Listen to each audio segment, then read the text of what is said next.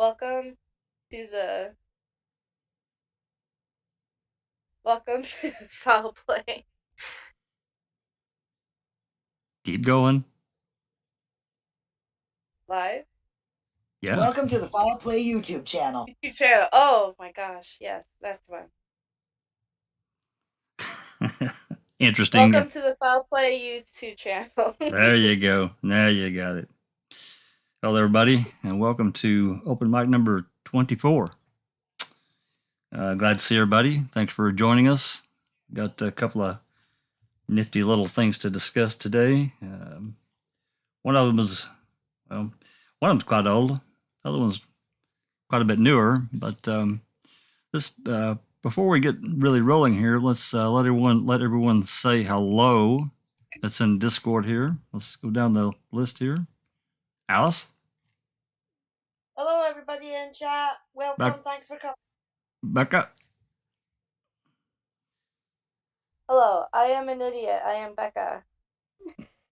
No, you're just sleepy. BB. Hey, everyone. Linda, checking commissions. Hey, everybody. Disco. Hi, Cheese. Nice to see you all. I'm looking forward to tonight. Jinxie. Hey, everyone. Susan. Hey, everybody. Dr. Silkman. Good morning, everyone. I need coffee. Mighty early for the doc. Oh, yeah. So anyway, a little backstory. The first thing we're going to talk about is an unaired Brendan interview with Angenette Levy. And I can't give you a precise date when it happened because the calls that we got, the FOIA calls, were not dated. They were converted to MP3s and all the metadata had been stripped away. We can only guesstimate. A little more backstory. We do have permission from Brendan. Becca got permission from Brendan for us to use this call. Otherwise, we wouldn't do it because we have decided not to play any of the calls that we got from Brendan. But this one, is really not between Brendan and his mom. But a little backstory prior to this interview, this call, Angenette Levy had sent word through family members or whatever and got to Barb that she wanted to interview Brendan. She wanted to do an interview. So she told him and he agreed, and she passed along the information to call whatever number and that it was going to be, he could reverse the charges, they would pay for the call and so forth. So he did. So with that said, the call is roughly 15 minutes. And the reason that I feel the call is important is, Brendan does get to say what he really needed to say, in my opinion, but it's really more of how Angenette treated him and what she tried to force him to do and what she tried to force him to say. And when I heard it last year, I didn't like it, and I didn't like it at all. And I really wanted to get it out there, but we made the decision as a group, as a foul play group, that we're not going to play the call. With that said, I think it's probably timely. It needs to be out there. I think it represents many things, and everyone has their own opinion about it. But if you think about it, really at any time frame, even after Brendan was arrested, on March 1st, anytime in that time frame, all that time frame, this buildup of the news and all this other stuff coming out about Avery, and now Brendan's involved and he's charged, and he's charged with 5 or 6 different offenses, I think it was. So now he's involved. And really, they're joined as co-conspirators. So the news has been broadcasting all these really negative things, right? And so Angenette gets this interview, and as you'll see, it doesn't really go quite like she wants it to go. And I'm really irritated that they didn't air it. I read some things later that they said the reason they didn't play is because he's a minor. Well, she knew he was a minor when she called him, or when she made the request. she knew it the entire time that he was talking to her that he was a minor. So that doesn't fly with me. I'm sorry. It just don't. Anyway, I'm going to play the call. Like I said, it's roughly 15 minutes. Anyone that's in the Discord that's got YouTube muted, you will have to unmute it or you won't be able to hear it. So I'll give you a second to do that, and then we'll get it going. Okay, here we go.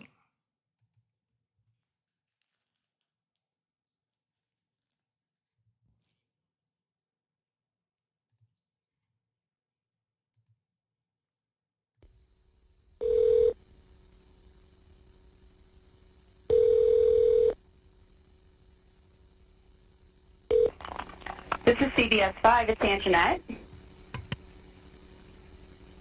Hello?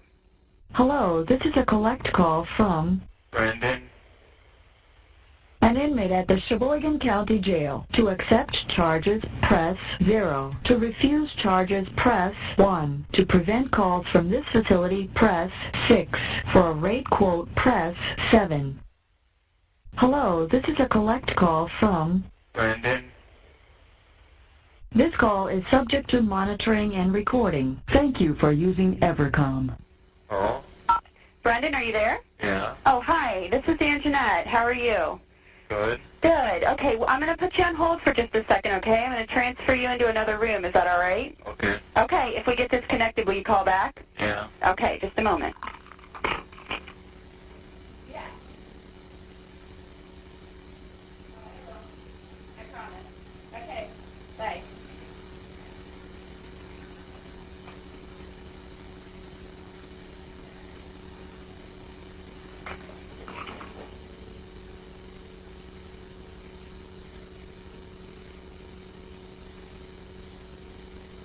Brendan, are you there? Yeah. Hi. We've never met or anything. My name's Angenette, as I was saying. Yeah. I work at Channel 5. I'm a TV news reporter. I just want to be clear with you. I want to ask your permission to record our conversation. Is that okay? Yeah. Okay. So you are granting me permission to record this conversation. Is that correct? Yes. Okay, and I've started the tape, and I'm going to ask you one more time. Brendan, do I have your permission to record this conversation? Yes. Okay. Brendan, how are you doing? Well, not really bad, but I can't see none of my friends. Do you see your mom? Yeah. Mm-hmm. Now, Brendan, I was just wondering, your mom was saying you want your side of the story told with all of this. I know you got arrested on March 1st, and the police said that you told them, you know what the police said, that they said that you and you told them that you and your uncle killed and raped Teresa. Yeah. Mm-hmm. What is your side of that story? What do you have to say about that? You said you want your side of the story told. Well, my story is I came home from school at 3:45, started walking down the road, and me and Blaine were talking about who would get the phone first to call our friends, And then we went in the house, Blaine, he called his friend first, and while he was talking to his friend, I was playing PlayStation 2, and I waited for a little bit, and then at 5 o'clock or about that, my mom came home and I talked to her, and she said she had to leave to go to the hospital with Scott, Mm-hmm. and then after that, I watched TV until about 6 o'clock and got a phone call from Blaine's boss, Mike Cornelli, and told him that Blaine was going trick-or-treating with his friend, and after that, I watched TV until 7, and Steven called, and he asked me if I wanted to come over to the bonfire, so I told him I would, and I did, and then he told me that I was gonna help him clean up the yard, so we did, and we picked up fan seat, wood, and some tires for the fire, and we picked that stuff up, and then we brought it to the fire, Then we threw some of it on, and we went into the garage, and there was a puddle on the floor of some reddish black stuff, but I didn't know what it was from. But it was like, I don't know, it was like probably 5 feet by 5 feet puddle or something. And so we cleaned it up with some folded rags, and we threw the stuff in the fire after that, and then we sat there watching the fire, and then we threw some of the stuff on, and my mom came home at 9.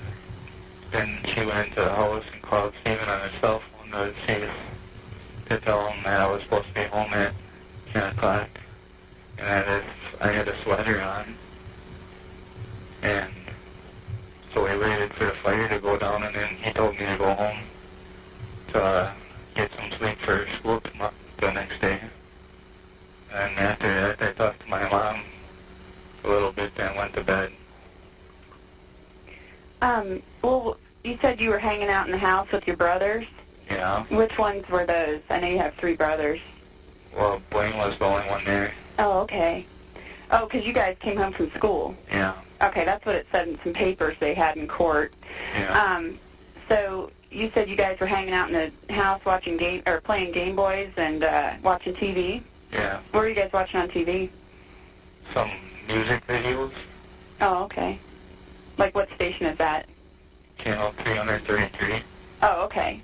Like, I don't know, VH1 or something? MTV. Oh, MTV. Oh, yeah, VH1's probably like, for somebody more my age, probably like a little older music and stuff like that. Okay. Well, and you said you didn't even go over until Stephen called you? Yeah. And that was 7 o'clock? Yeah.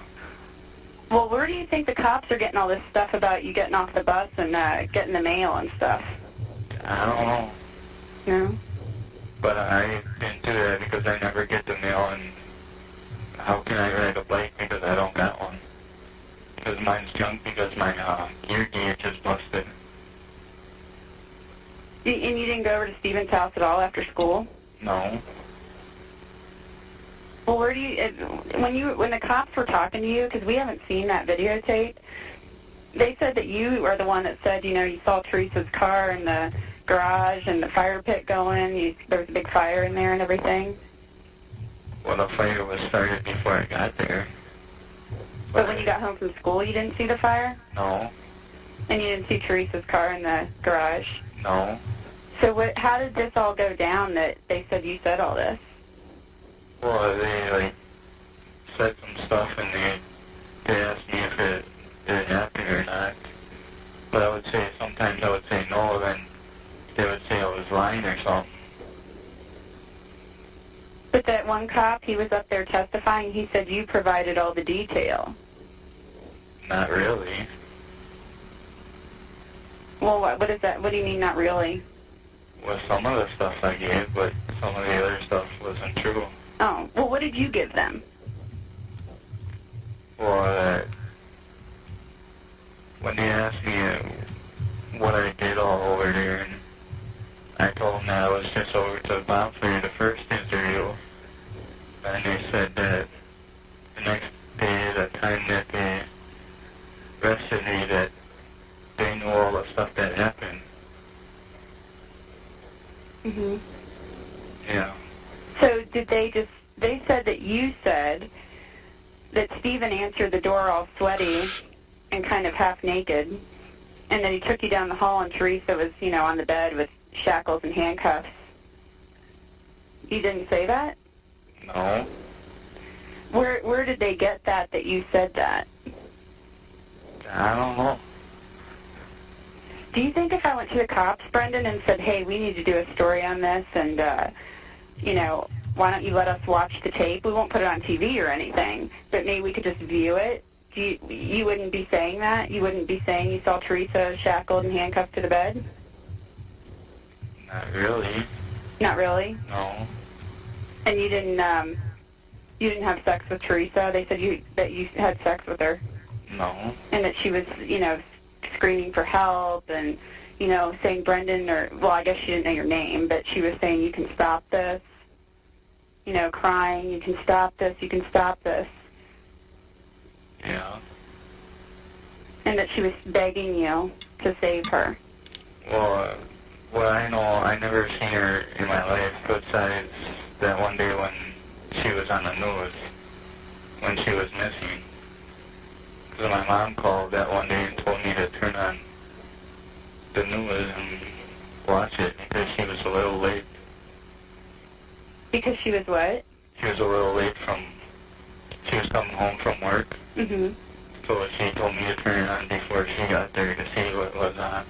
Mm-hmm. Well, did you feel like when these cops were talking to you that they were mean to you? Yell at me sometimes. They yelled at you? Yelled at you? Yeah. Which one of them yelled at you?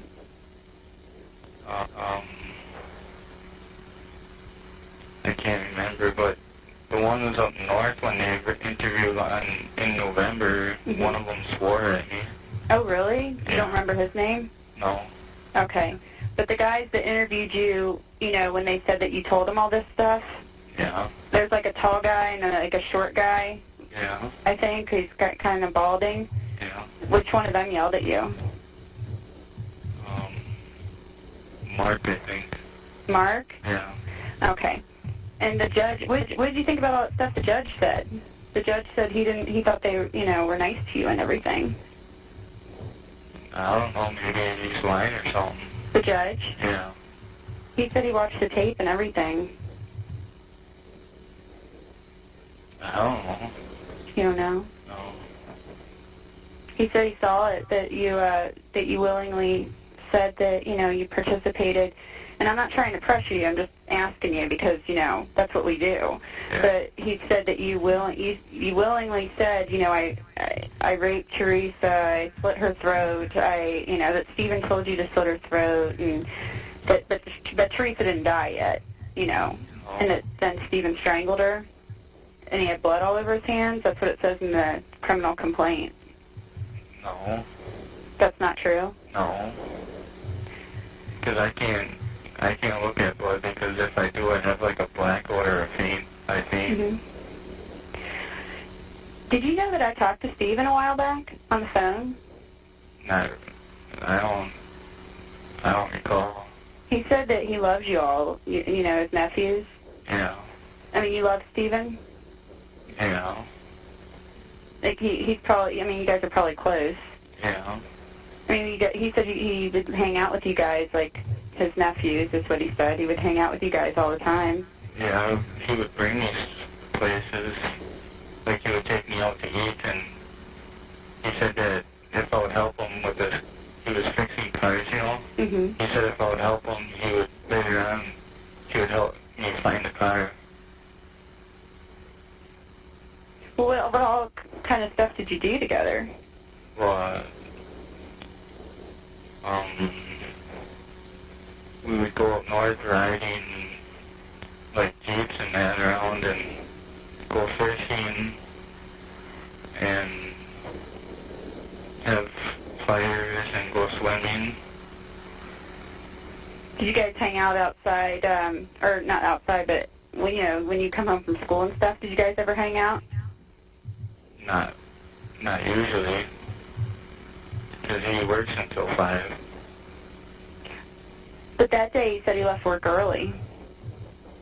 Yeah. Because he said, like, he told me he was, like, hanging out at his house all day. Yeah. You didn't see him when you came home? No. And you said you never saw Teresa before? No. I was talking to your attorney yesterday, and he just briefly mentioned that there had been some discussions back and forth, and then I guess he told another station that, there's something about you pleading guilty, and maybe testifying, I guess, against Stephen. What do you think of that? Well, when they had interviewed, I was a little nervous, and because I'm shy a little bit, and that, and I don't know. I mean, but do you understand what I'm saying about you pleading guilty? Yeah. That they want you to say you did it. Well, at first I thought that they were like trying to get Steven for something he didn't do again. And after I heard that they had evidence on him, I lost confidence in that. Mm-hmm. Well, do you think Steven did this? You have 1 minute left. Not really. Brendan, they were saying they have some evidence that corroborates your version of events, that you took part in this with your uncle. Yeah. What do you say about that? I don't know, maybe they're planting it or something. They're planting evidence against you? Yeah. But if I were to watch that tape, Brendan, would I see you saying that you raped Teresa? I don't recall. You don't remember saying you raped Teresa? No. And that you slit her throat? No. And that Steven told you you did a good job after you raped her? No. Steven never told you you did a good job? No. So what do you think of all this? That's bullcrap. You never saw Teresa naked on that bed? No. Thank you for using Evercom.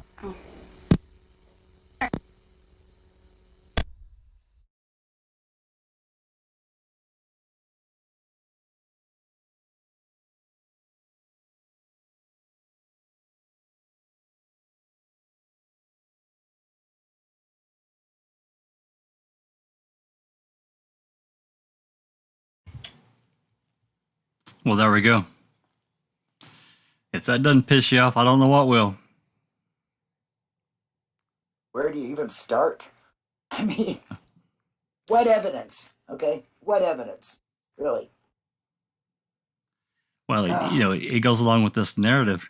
Remember, we're 3 days into the trial reading of Brendan, and it's really just a mini trial for Stephen. It's an Avery mini trial. Yeah.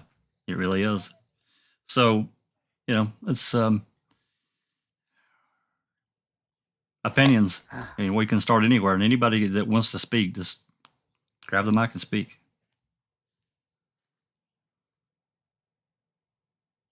Well, I can't stay quiet. Bastards. Go ahead, Alice. Good. Fucking bunch of bastards.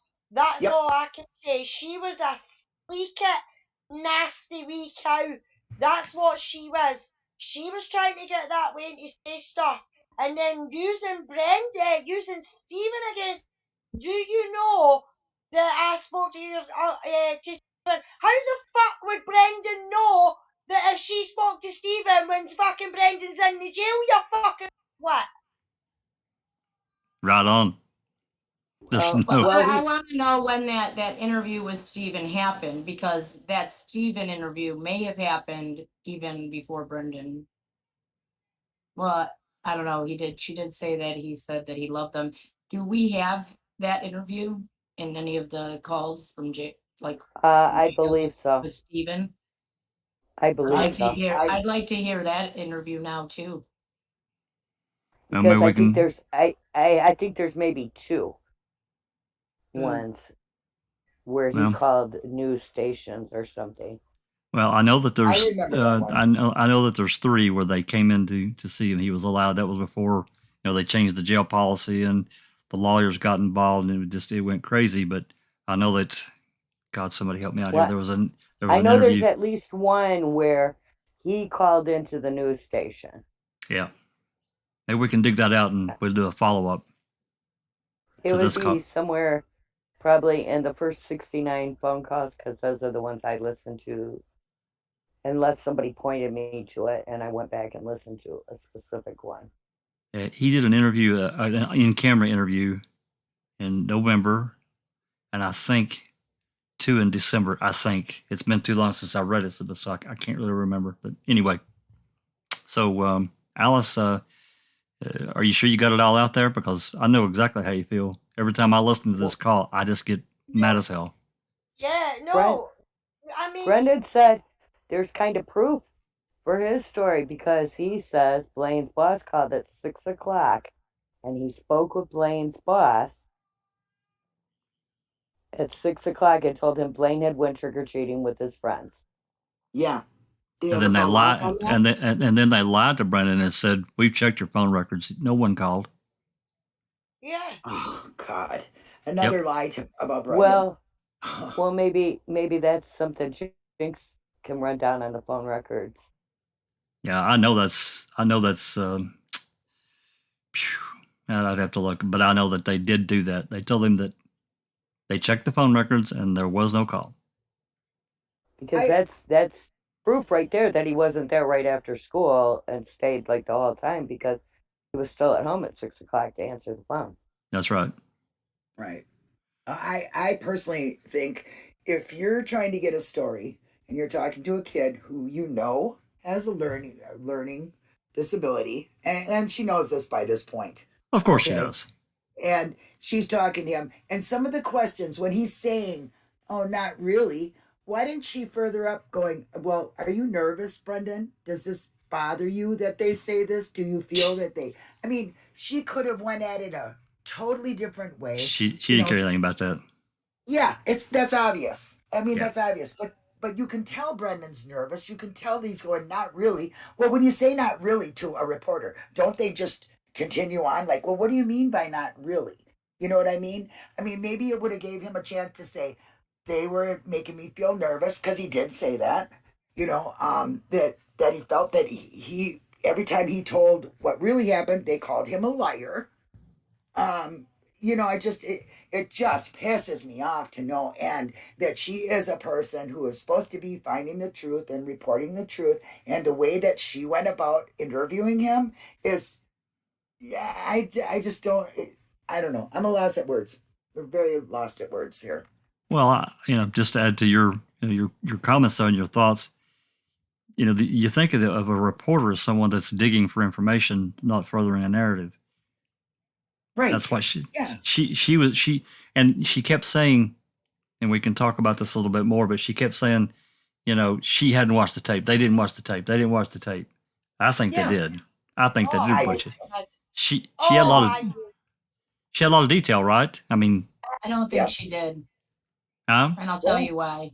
Why? Because there was a press conference in March where he went on TV and he basically read the complaint. Now, I've never seen Brendan's actual complaint.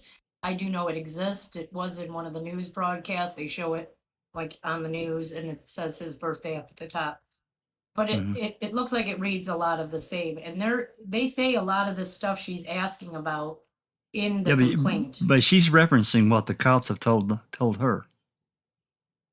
But the cops did tell them stuff. Basically, when Kratz got on and said, press conference, had this whole narrative that he put out. This was the whole narrative of the case. This is supposedly everything he said in this videotape. Had she watched the videotape, she would be saying, "Did you say you raped her? Did you say you had sex with her in this video?" Because maybe she would have seen it at that time, I think, and maybe made a call, like maybe he is innocent, because who could watch that videotape and be like, yeah, that guy totally admitted to all of that stuff. Well, they've already got their narrative going, though, but that time, they're rolling down the road with this. That's true. So, I don't know. Maybe you're right. The name she could have made for herself if she actually went and figured this out before he was convicted of a crime he didn't commit. Yeah, exactly. Anyway, let's move on down the list here.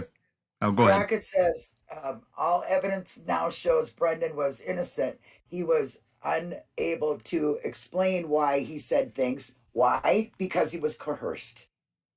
Yeah. Yep. No doubt about it. Yep. So let's move on. Disco, thoughts? Anger? I thought it was quite interesting the way she was a little bit tenderhooked. She says, "Did you have sex with Teresa?" And then the more frustrated she got, she just comes out with, more serious language. So I think she was trying at the start to be kind, if you know what I mean, or segue into it. Yeah, I just thought it was very. And then I had to cringe about a VH1 comment. It's like trying to build some rapport. Yeah, it's very difficult to do with Brendan, But then I think she just seemed to be a bit like she just got frustrated and, as you say, wanted that answer. And I thought it was interesting about the bloody hands. that was in the complaint. Yeah, we need to get a copy of that. We need to get a copy of that complaint, so we'll have it, and we can. Because if Stephen's hands were all bloody, like there would have had to been a bloody fingerprint somewhere. Well, you could read Stevens too, because remember, this is all happening in March. He's being arrested, and now a complaint is filed on him. They also filed a complaint to add charges to Stephen Avery, where they use this story, this narrative of Brendan's on why they add rape and what was it, kidnapping and mutilation of a corpse, or something. There was another one, I can't remember. Mutilation of a corpse, or I don't know. No, that was definitely already on there. What was it, BB? Yeah. Nancy says, wonder who she was hanging up with just prior to speaking with Brenda. Yeah, because she said, I'll promise. She goes, I promise. I heard that. Do you guys think she actually went to the police department, like to Kratz or to, let's say, Uyghur, and said, look, I just talked to him and this is his story and I'm going to air it, and they might have convinced her not to? Or do you think she just kind of let it slide? Do you think her bosses said not to do? What do you think her thought process was after that? I was going to come to this at the end, but we can talk about this a little bit more. I think that her bosses, I think that station owners or the owners said we're not airing that because look at everything that's been said. Even though I think it would have been the right thing to do, I mean, they say that his lawyers are talking to the press saying he's going to plead guilty and testify against Avery. Like, that had to be all Len Kaczynski. I mean, there's evidence that Len Kaczynski was basically throwing his client under the bus even so early on. Oh, absolutely. Right after he got the case, he threw him under the bus. But anyway. Pete Dassey says, hi, everybody. Mr. Dassey here. I agree 100% with my son, Brendan Dassey. This is bull crap. Don't have a thing on him, but a conversation they had at his school. Thanks for coming, Pete. Really appreciate you being in the open mic audience. Really do. You're always welcome to join us on here as well. So just throwing that out there. Okay. Well, Jinx, you're up next. You've already spoke some, but give us the lowdown here before we move on. That was all I got, really. Okay. Well, all right, Susan. You're up. Yeah, like you said, Jack, I think that she was just trying to confirm the complaint, not really, she didn't listen at all to what he said, his story that he gave, she didn't seem to care a bit about that. So I found it really sad that Brendan really wasn't able to express himself, the way I would have loved to have heard him express himself.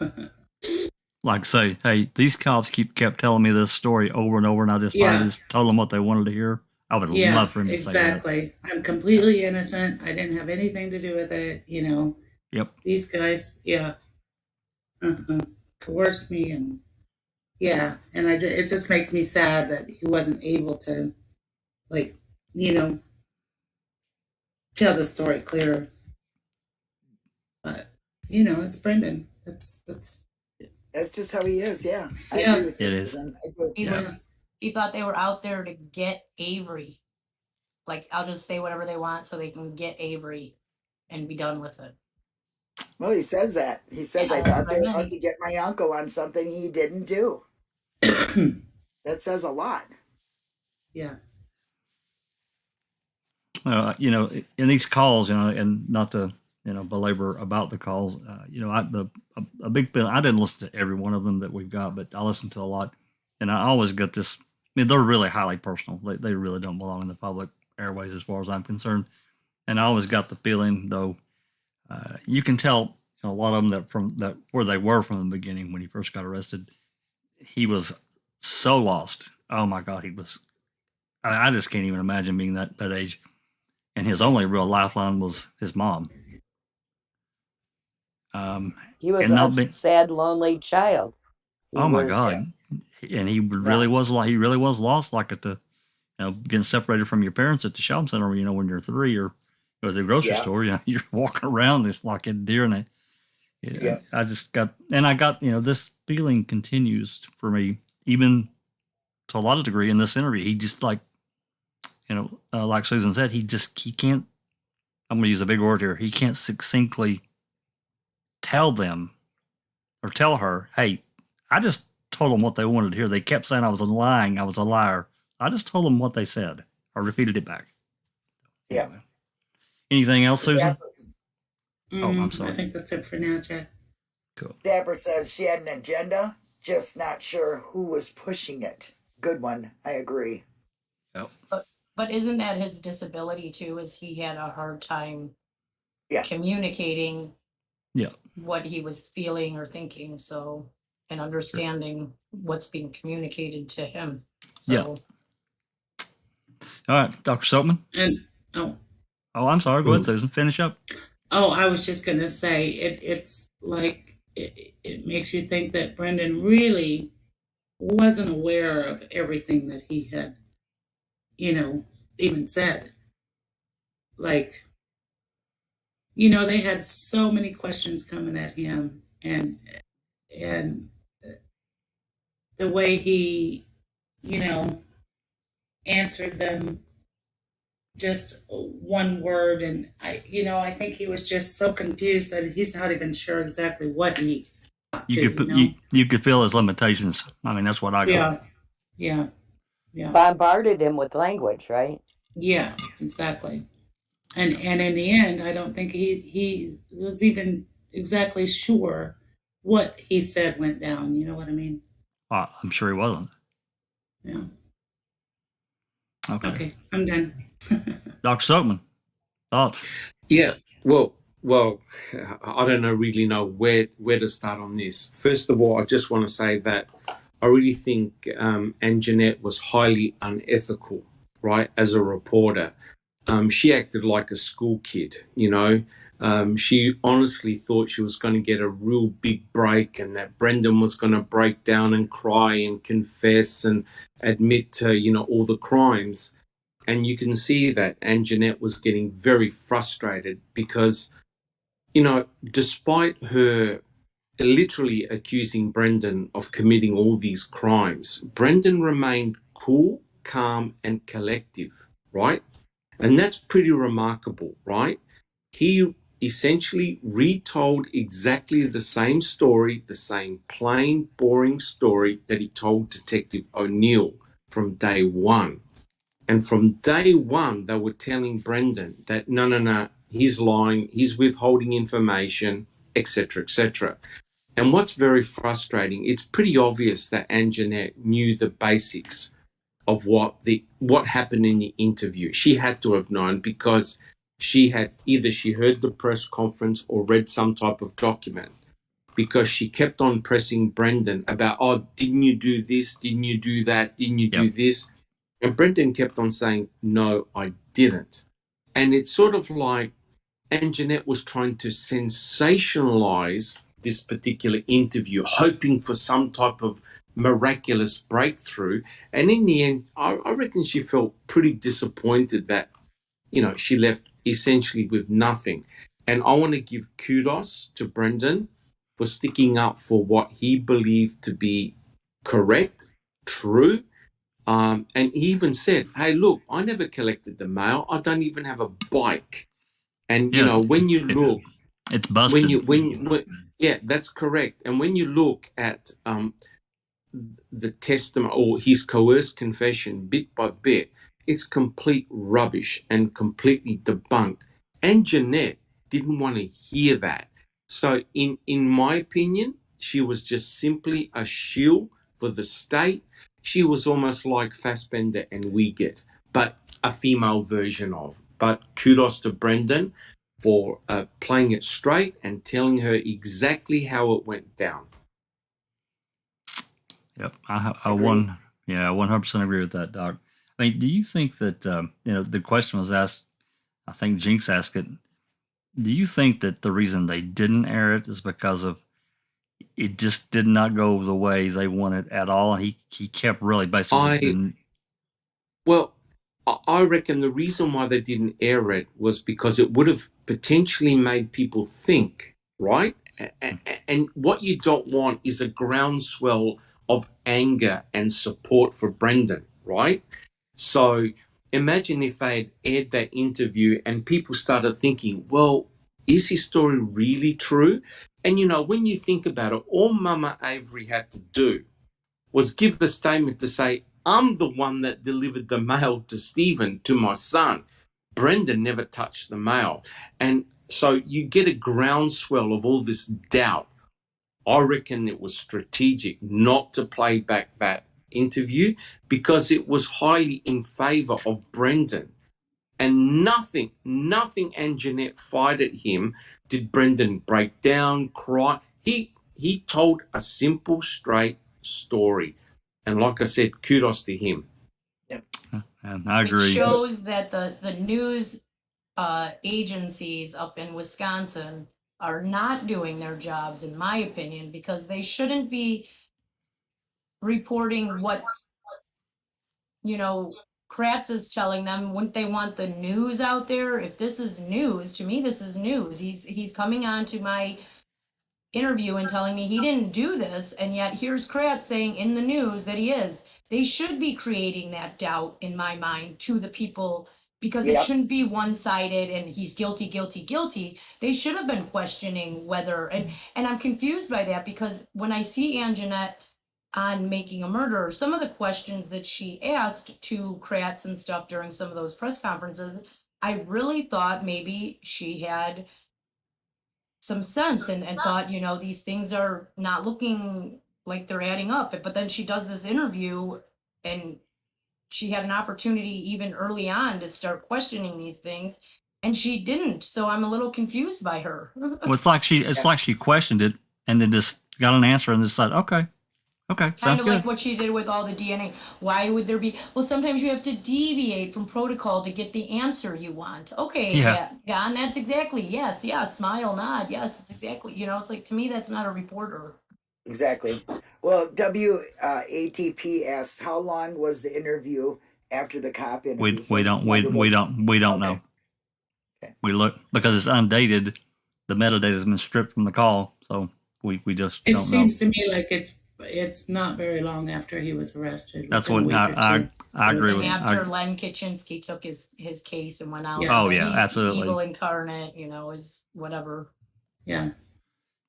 Well, she even made a comment, and I don't want to misquote it too badly, but she even made the comment that we got cops testifying that blah, blah, blah, blah, blah, blah.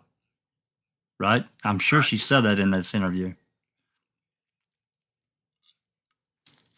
Say that again. Could that be any one of the hearings for either guy too? Yeah, like she made mixing, because the cases are all mixed together. She made the statement that we have cops testifying that you said. So, I heard that. Is that a pretrial statement? Which it probably was. Yeah. Oh yeah. I'm just trying to. Well, I think that's probably when he was trial, indicted. Didn't he? His indictment. Oh, maybe. Indictment, yes, maybe. Yeah. I'm just trying to think back of the hearings that we've done and who all got up and testified about anything, and I haven't went back and looked. Maybe I should do that so we get a better understanding. Jack. Yep. If I could just make the comment. I mean, she's a reporter, right? So where's the impartiality, right? You think about it. A reporter, she went in there with a clear agenda, right? It's just like Ken Kratz when he bloody telephones or speaks with Stephen Avery to say, look, confess to me, I'll write a book about it, blah, blah, blah. And it's sort of like Angenette wanted that world scoop, right? Because remember what they said at Making a Murderer? Oh, murder is hot now. That's all the journalists were after, a sensationalized story. And I reckon Angenette got very disappointed because Brendan said, hey, there's no story here, right? I did boring, mundane things. And that's why Angenette kept on pressing Brendan. Oh, yeah, but didn't you say this? Didn't you say that? And he kept on saying, no. And we know the reality is people do make false confessions. All right? That's right. It is as simple as that. I can't believe that as a journalist, she showed incredible impartiality, right? She clearly was on the side of the police and kept on hammering poor Brendan. But as I said, that's fantastic. A young man like that was able to withstand the machine gun style questioning that Angenette was giving to him. He said, no, this is how it went. The only issue that Brendan had, he didn't have the elocution to say the proper responses, to basically shut the mouth of Angenette once and for all. You know, that's the only problem. He didn't have the elocution, but essentially he said, no, none of that happened. And, he's a very brave man to do that. I agree. Alice? Yep. Alice, you have something to add? He sure is. I mean, I think he stood his ground the best he could with that interview, especially when she was going on and she was saying, but if I watch that video, Brendan, will I see you saying that you done this, and will I hear you saying that you done that? And he's like, no, because that's probably true. Because that Wayne's heat was so far up his aim backside with the way they were firing questions and everything like that at him. I guarantee you, if you were to play that video to that Wayne, if that Wayne was to see that video now and watch it, I guarantee you he'd sit there and say, I don't remember saying that, and I definitely don't remember saying that, because he probably wouldn't remember saying half the things that he said in that video, because the majority of it was coming for the police themselves telling him, and when he wasn't agreeing with them, he was picking up on their tone, not what they were saying. He was picking up on their tone, but especially when they said, well, what happened to her head, Brendan? You know what I mean? And he's like, well, they shot her in the head. Well, why did you not tell us that, Brendan? You know? Why did I couldn't remember. I couldn't remember. Exactly. I couldn't think of it. I couldn't think of it. Yep. Exactly. You know what I mean? So I could guarantee you 100% that if Brendan was to see that video now, that Wayne wouldn't remember saying half the things that he said on that. I'm sure he wouldn't. He was confused, he was scared, he was terrified. You know, it was unbelievable what they done, and for her to try and use things like that against him, to try and trip him up, and it never worked. That's what I was like, good on you, Brendan. Yeah. But then I don't know if you know as well that when he started talking about the planting and everything like that, she's like, well, why do you think that that's happening? Or because they're planting it. That's when the wee automated voice come on and goes, you've got 1 minute left. Well, typical call's 15 minutes, so that's not unusual. Crockett Thompson. Go ahead. Sorry. No, go ahead. No. I was just going to say, Crockett Thompson brings up a good question. Wonder what does Levy think of the case today? She did a Rolling Stones interview in 2016 that you can go read online. I can link it, but I don't have a power to link it here. Well, DM it to one of the mods and I'll give it to Linda. Linda, I'm gonna give it to you. She's talking. Yeah. So I got a question, and this occurred to me a while back, and when given how Brendan answered to Angenette over the phone, let me just ask the question, and Doc, I'll ask it to you. You how do you think Brendan would answer these same questions over the phone to the police, given how he answered Angenette over the phone? I think Brendan was he felt very uncomfortable in the presence of Fassbender and Wiegert. And the reason why is because Fassbender and Wiegert, they were guiding the narrative, right? They basically guided Brendan and coerced Brendan into telling a story that they wanted to hear, right? I don't think Brendan Brendan basically got broken down. His will got broken down by Fassbender and Uyghur, right? We're talking about a 3.5 hour interview, question after question after question. And the majority of the questions came from Fassbender and Uyghur, right? Now, if you have a look at Brendan, and checking convictions will back me up on this, Brendan doesn't look at Fassbender and Uyghur in the eyes or the face. He's always looking down, right? He's within a shell within himself.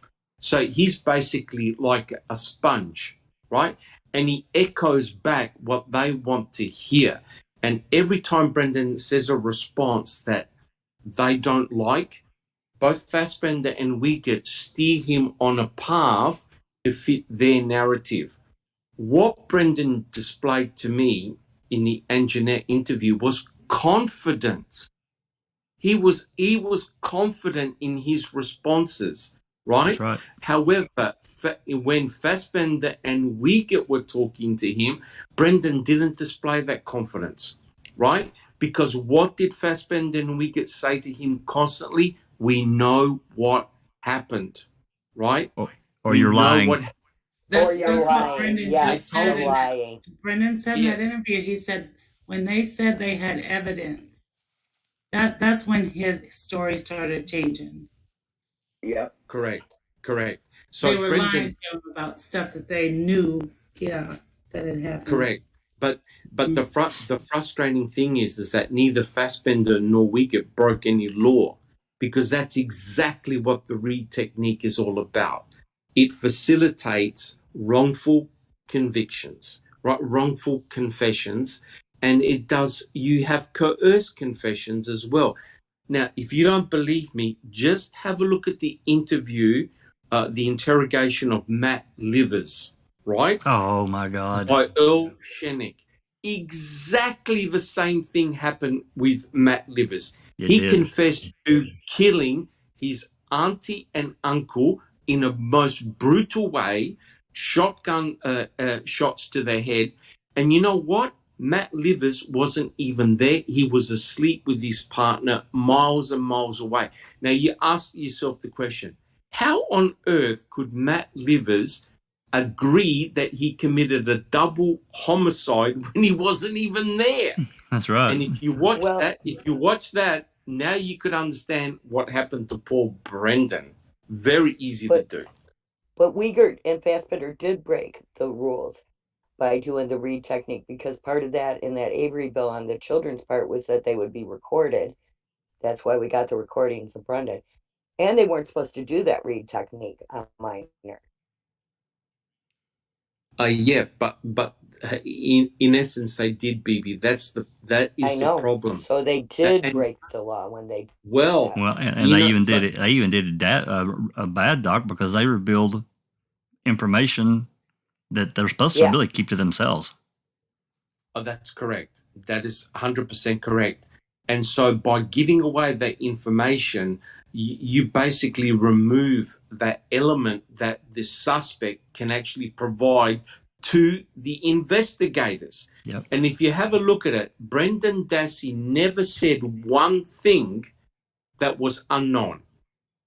As in, everything he told the investigators was either public domain or was fed to him by Fassbender and Uyghur. That's right. Right? So if you go through his confession, he provided nothing of substance, right? Remember, he said, oh, yeah, we put the gun in the RAV4. We hid the knife in the RAV4. We did this and this. And none of it was backed up by hard forensic evidence. The kid made the story up. Right. Until they said who shot him in the head. Then they put a bullet with it. So that's the only thing that and even I don't see, that they were giving him information. He was just, oh, well, he did, because he said, well, who shot her in the head? And of course he isn't going to say himself. He said he did. Why didn't you tell us? Because I couldn't think of it. Well, in other words, he couldn't remember the shit that was fed to him before that, because he was only saying things that, like you said, was on the news or this or that. Well, that's another thing, 30 minutes later, he's saying, hey, am I going to be able to make it back to class? I got a project to turn in. So he's sitting there admitting that he's been party to this horrible crime. But can I go back to class? He had no clue. Right. Nobody would do that. Nobody would sit there and say all that stuff and think they're going to go to school. No. Not even Brendan. Come on. He thought he thought he was trying to help his uncle that they were trying to frame again for something he didn't do. He said it.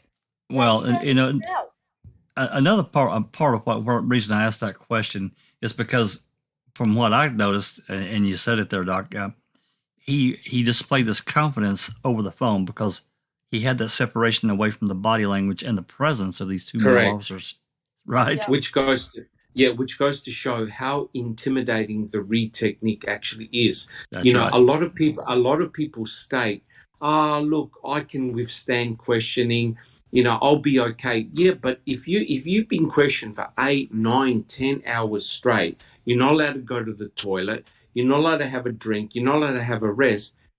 What people say in the end, they confess just to get out. That's right. Just to get out of the interview, the interrogation, because it's designed to choke you, right? That's right. And it's designed to break you down.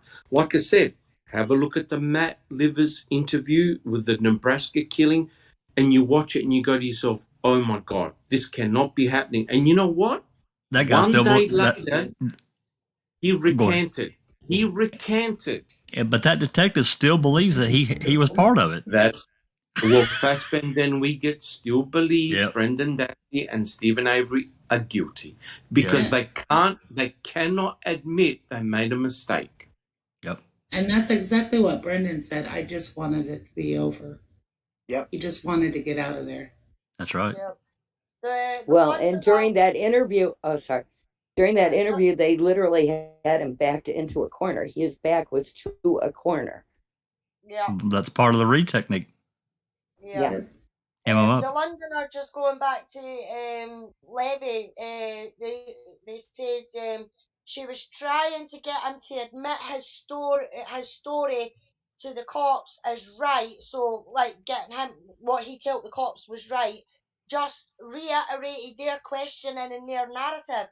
Yes, she was. She was just, in my opinion as well, she was going along with the police's narrative.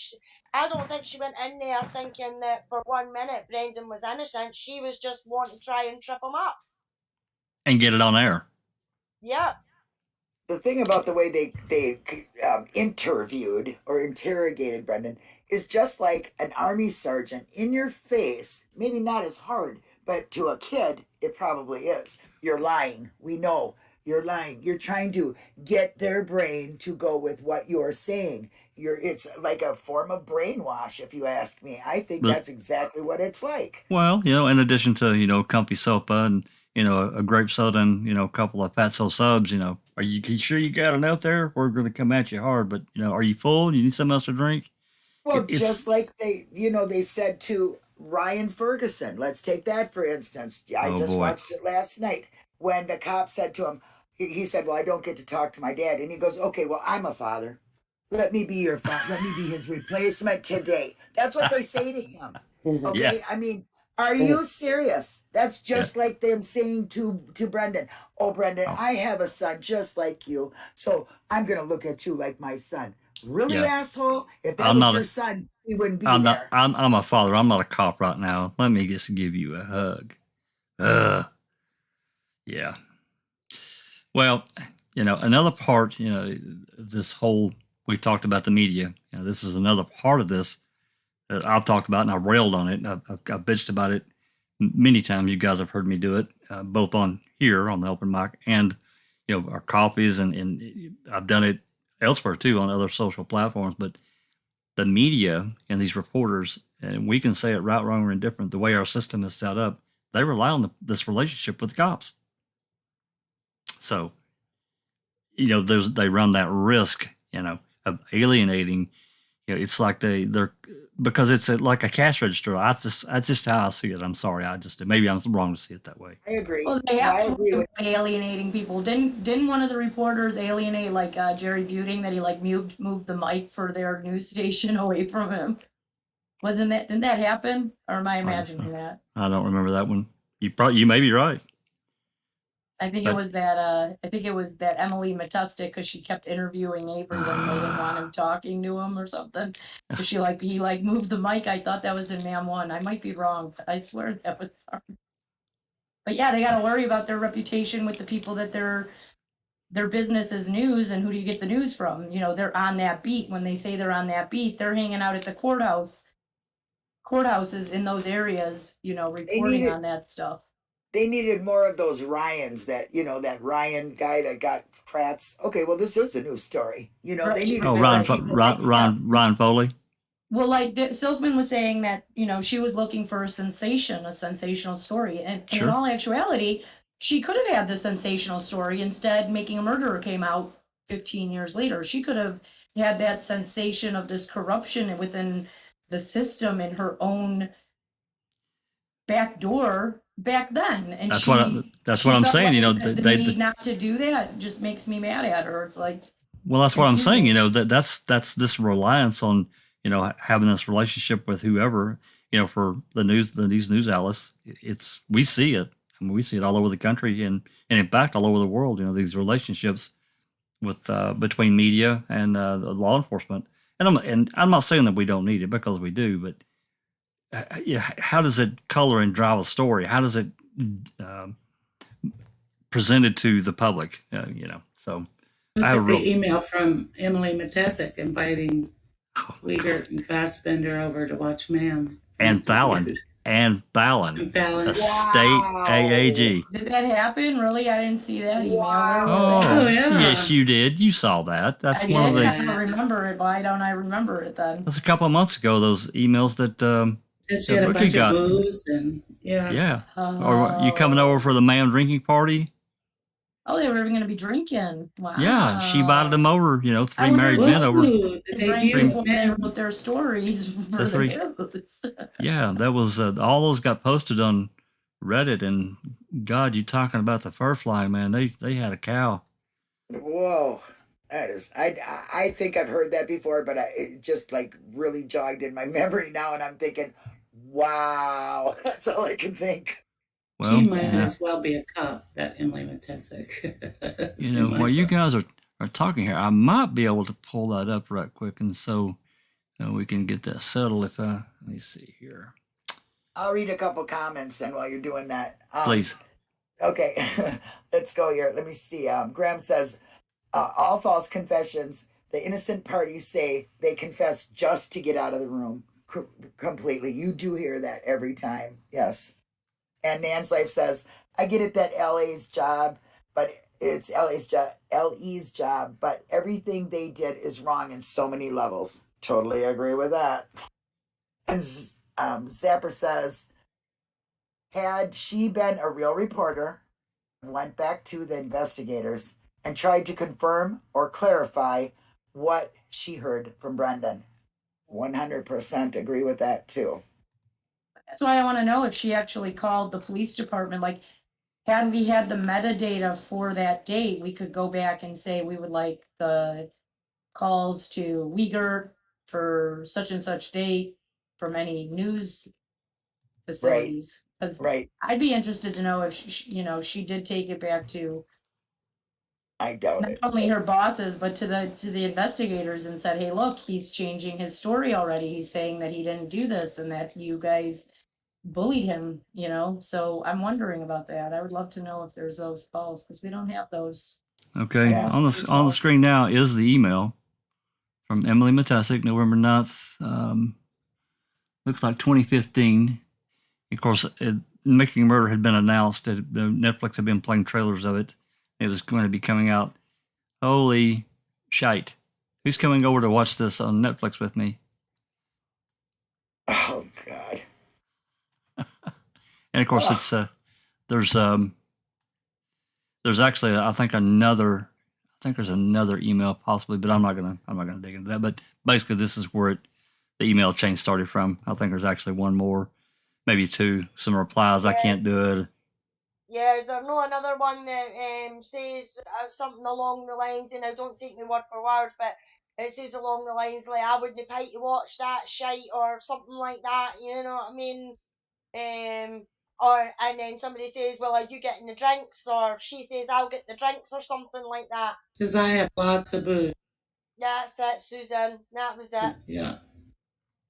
I'm curious about that email. It says California, November 9th. Did it come out like a month before in California only, exclusively to California? No. They were just announcing. No, they're trailers. People were posting about this case on Reddit November 29th, I think I read some posts. Well, yeah, but you got to understand that the Making a Murder sub was created mid-November 2015, so it was announced prior, before anything ever hit. And they also had that short film that they did. When did that come out? Yeah, was that what they were airing over there? Was that in California? I don't know. I don't know. I can't answer that. I think it was quite a bit longer ago than that before it came out. Before Ma'am came out, but people had, basics of it from that short film. Didn't Dean and Jerry get it like a while before and they could watch it? Did they send copies to people? Several of them did. Yeah. Yeah, they did. I don't know who all got the copies, but I'm pretty sure Dean and Jerry did, and I'm sure that many of the key players were allowed to watch it and view it before it actually was aired on Netflix, and that hit December. The ones that cooperated with them. Yeah. December 18th. Was it the 18th? Yes. Yes. Your birthday? Yes. My birthday. Oh, which brings me back. Before we move forward, I intentionally didn't ask Becca any questions earlier because I know this is really upsetting for her. But Becca, you need to take the mic. Did she go back to sleep? Oh, there she is. What? No, what? I don't know. Everyone pretty much said what I would have said. It's really hard to hear the tone of his voice and all that. It's just really, you can tell he's struggling. You can tell that he was having those communication issues, that he didn't really understand the questions. He didn't really even understand some of the answers, I don't think, because, she would, I don't know, just, yeah. I think she had a real big opportunity here to really help him, and she just like everybody else in the system and the cops and everybody, that she was another person that let him down. Piled on another failed adult, or adult that failed Brendan. Yeah. Yeah, I agree. Yeah, she really could have done something with this, but what you got, Doc? I 100% agree with Becca Chu, but there's one problem, right? There's no doubt that there's a close relationship with reporters and the police. Oh, yeah. Because often the police use the reporters to bring out information in the media, right? And vice versa. The media are talking to the police on things that they hear. Imagine what would have happened to Angenette if she actually showed sympathy for Brendan Dassey. I reckon she would have got blacklisted. So there's the danger of being. Yes, you're correct. She could have been a sensation in herself if she wrote the story. Look, there's something not right here.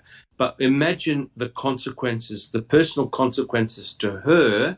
She likely would have been blacklisted by the MTSO, and they wouldn't have provided her with any information or blacklisted her as a journalist. Probably her own station, Doc. Her own organization. Yeah, correct. And that's the last thing that a reporter wants. So in essence, what she did was she got on the bandwagon, right? She got on the bandwagon of sensationalism and thought, oh, wow, here's a great opportunity as a female talking to Brendan, not Fassbender, and we get, maybe he will break down and confess to me, which is unbelievable. It is. Maybe. Darkside said someone should tag Emily this on her Twitter if she has one, laugh out loud, asking her who turned up to watch.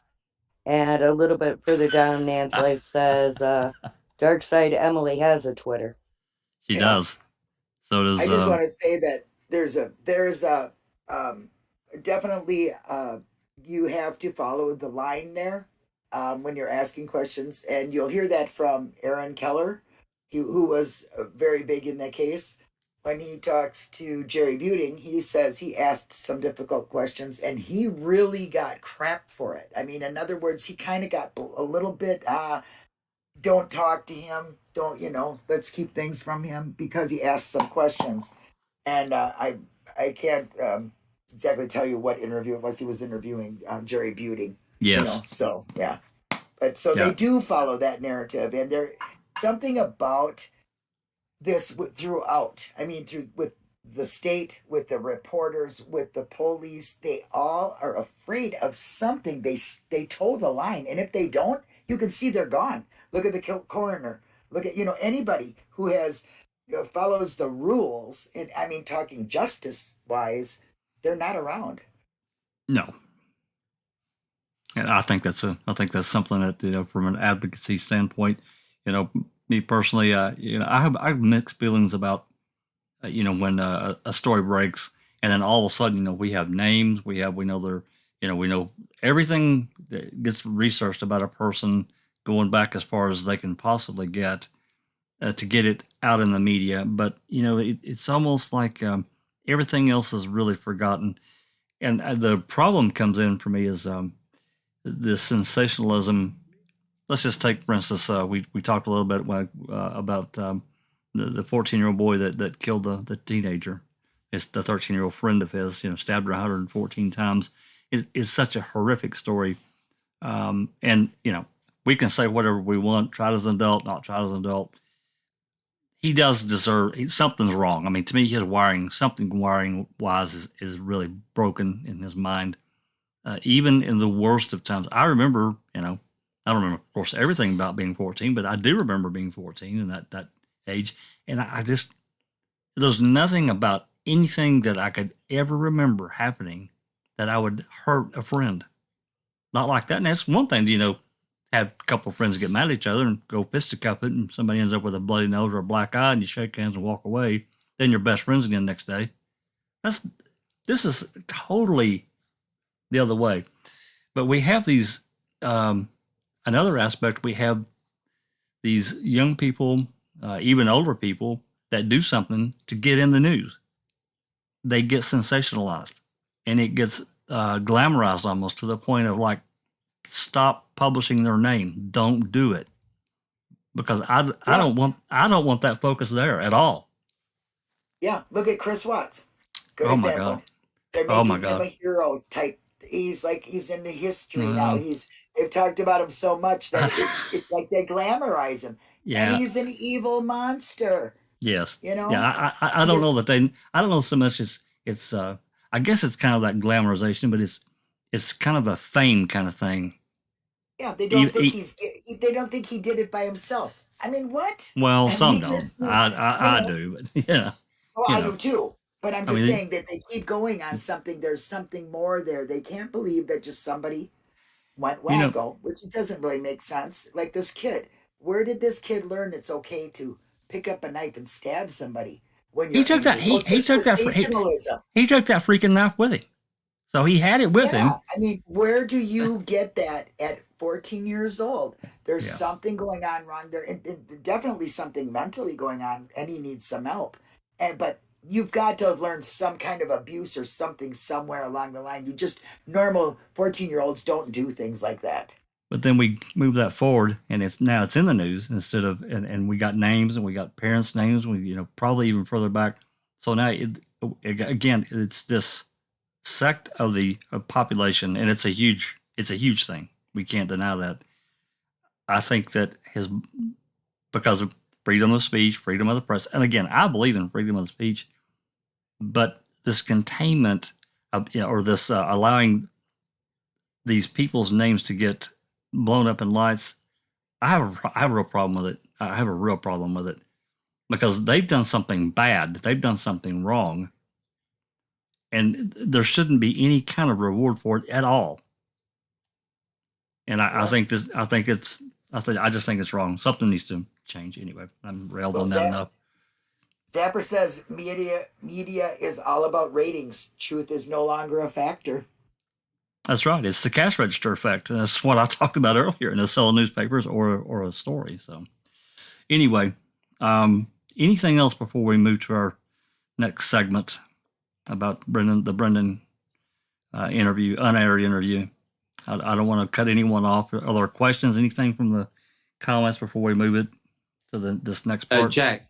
Yep. Jack, can I just say, it goes to show how important it is to have an adult or legal representation with you when you're being interrogated by law enforcement. Because what's obviously happened here, and not only with Brendan's case is not unique. Whatever he told Fassbender and Wiegert was written in stone and almost impossible to reverse. So that's the only comment I want to make. Remember, he was convicted on just words. There was no forensic evidence tying him to Teresa Halbach at all. But as you can see from the tone of Angenette's voice, there was an air of incredibility to say she didn't really believe him. What? You didn't do this and this and this? So it goes to show, be very, very careful what you say because it will be used against you. Yeah, and she kept saying, "What if I?" When we go back to the cops and then we say, "Blah blah blah." We would look at asked to look at the video. Did you say this or did you do this? She was trying to corner him so badly. Another thing she said there at the end, and I don't know where she got it. Maybe it's in the complaint, like Jean said, or maybe she's picked it up from somewhere else. They said they had evidence. They had said some evidence against you. And he says, well, it's planted. Correct. But you see, they don't care. They want you to basically break down and admit to something that you didn't do. True. And the mere fact that they can say, we have forensic evidence, what's your blood doing there, what's your DNA doing there, what's your fingerprint doing there, 99% of the time it's complete lies. They want you to break down and admit guilt. They did the same thing to Stephen. They did the same thing to Brendan. And in a way, Angenette was trying to do the same thing too. Sure. By, firing all these accusations to Brendan. And Brendan just simply said, that's not true. That didn't happen. I told them what they wanted to hear, right? But the problem, the basic problem is this. Once it's written down, it's treated as gold. So you have to be very, very careful. Yeah, I'm with you, Doc. I'm really proud that Brendan stood his ground on that and wouldn't back down. And I almost think, actually, I really do think that him being separated and away from the actually human contact, he was on a phone, he didn't have that interaction, he didn't have that intimidation of someone else in the room with him. He could just say it like he felt and didn't have to worry about anything else. So good for him. Okay, anyone else? Is there any other comments or questions before we pop off to this next section here? I do have one question. If anybody has the answer, would be great. Is there a copy of Brendan's, like Brendan wrote a letter to Judge Fox. I see a written copy of it on Reddit. Is there an actual full copy of that letter somewhere? If there is, I looked to see on the library, but I don't know if I looked it up right. If it's not in our library, look in the .org site or the .com site. I hate to send you there, but I thought I saw it somewhere, but no. I think it's on the podcast. Jason Flom, Tracy Keogh's website. With that. No. It's not Tracy Keogh's. It's the www.bringbrendanhome.org.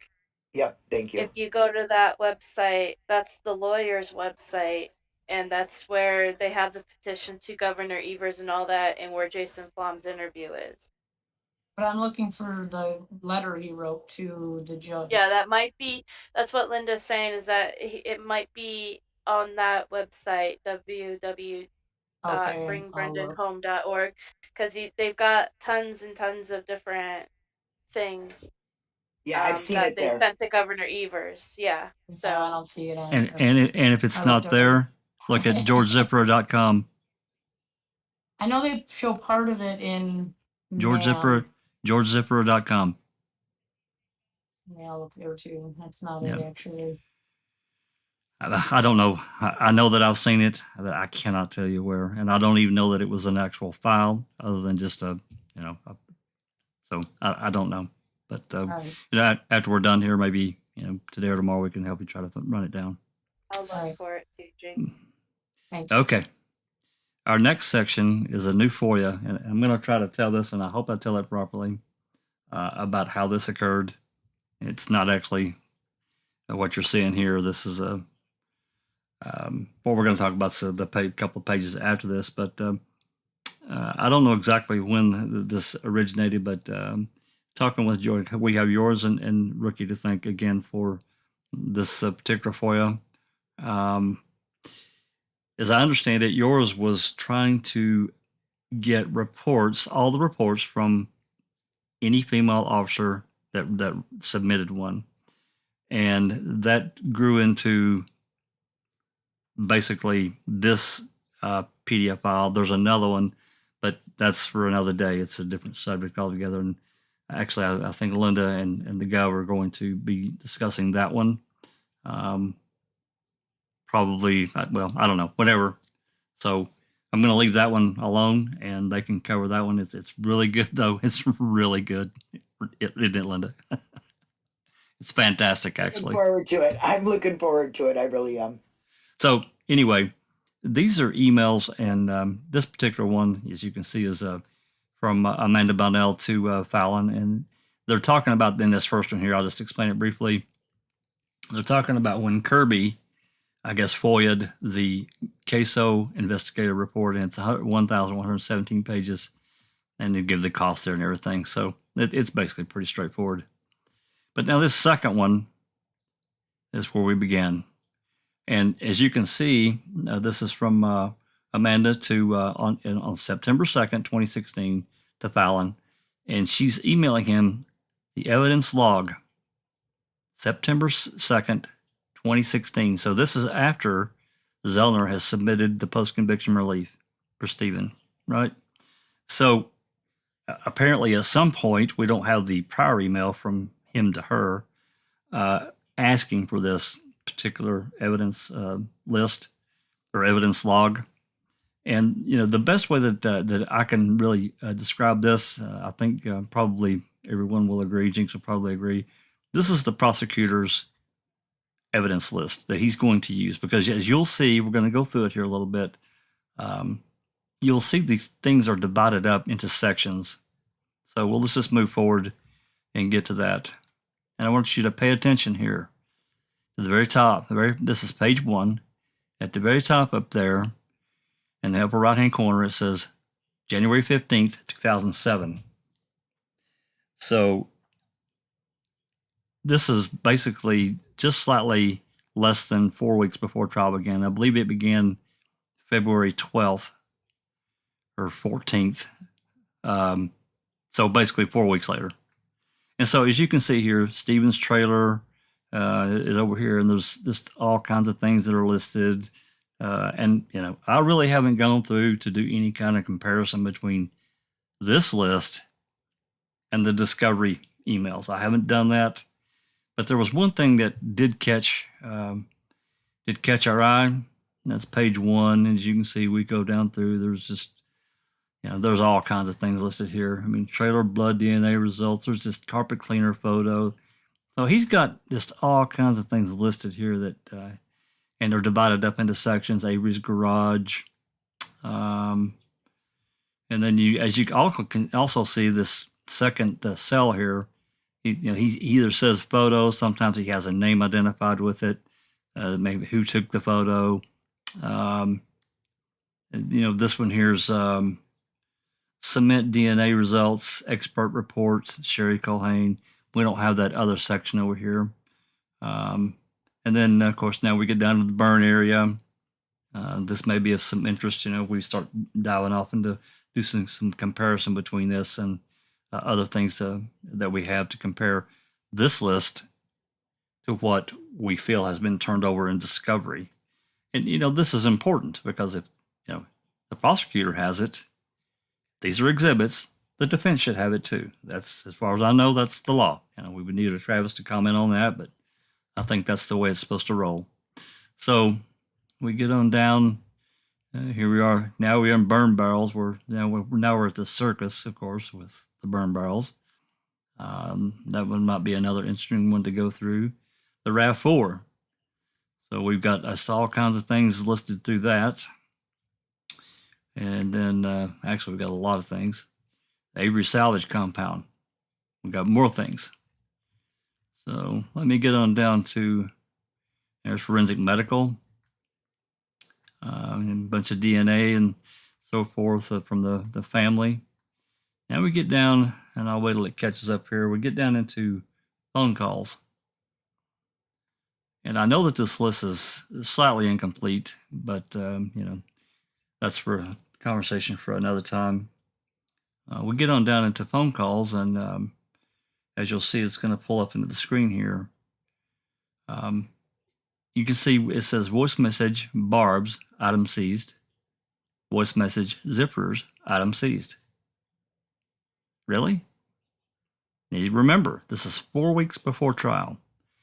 Now, there's been a lot of conversation. I posted this on Reddit, and I've gotten just all kinds of really interesting replies, as you can imagine. I read a few of them earlier, but to me, let's preface this a little bit, and then we'll open it up for a little discussion. Zellner has asked for this zipper recording. She asked CASO, she asked MTSO, and they're each blaming each other. They're saying, "Oh, we don't have it. Oh, we don't have it. They've got it. No, they've got it. No, they've got it." And nobody seems to have it. Yet here it is. Another thing. Supposedly it's lost. Okay, if it's lost, how come it's on this exhibit list 4 weeks before freaking trial? Somebody please explain that to me. So I haven't. I'm sure I won't get an answer. It's rhetorical. But we've been after this message. But the bottom line is, no matter how we say, some people said, well, the voice message that that's on Barb's phone is actually the zipper message. Well, I can't prove that it's not. I don't think it is. I think that is the one that was left for Barb. But I leave that little room of possibility. Yeah, it could be the zipper messages that they swapped out. But there are things that are really a little strange about it. But nonetheless, it doesn't matter. There should be two separate and distinct messages from Teresa. And I'm sure that, no matter what we think of the hot box and any issues that we have there, I'm sure they would love to have both messages from their daughter. That's my opinion. So, who wants to go first?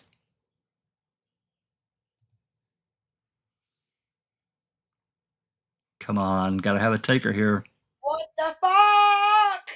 Mentioning the zipper message, that when we were looking into this, I then went down the rabbit hole of finding the Jonda message in the ledgers or wherever it might be, and it's not there. That's nowhere to be found either. I don't see it in any of the ledgers or anything. So I thought that was kind of interesting as well.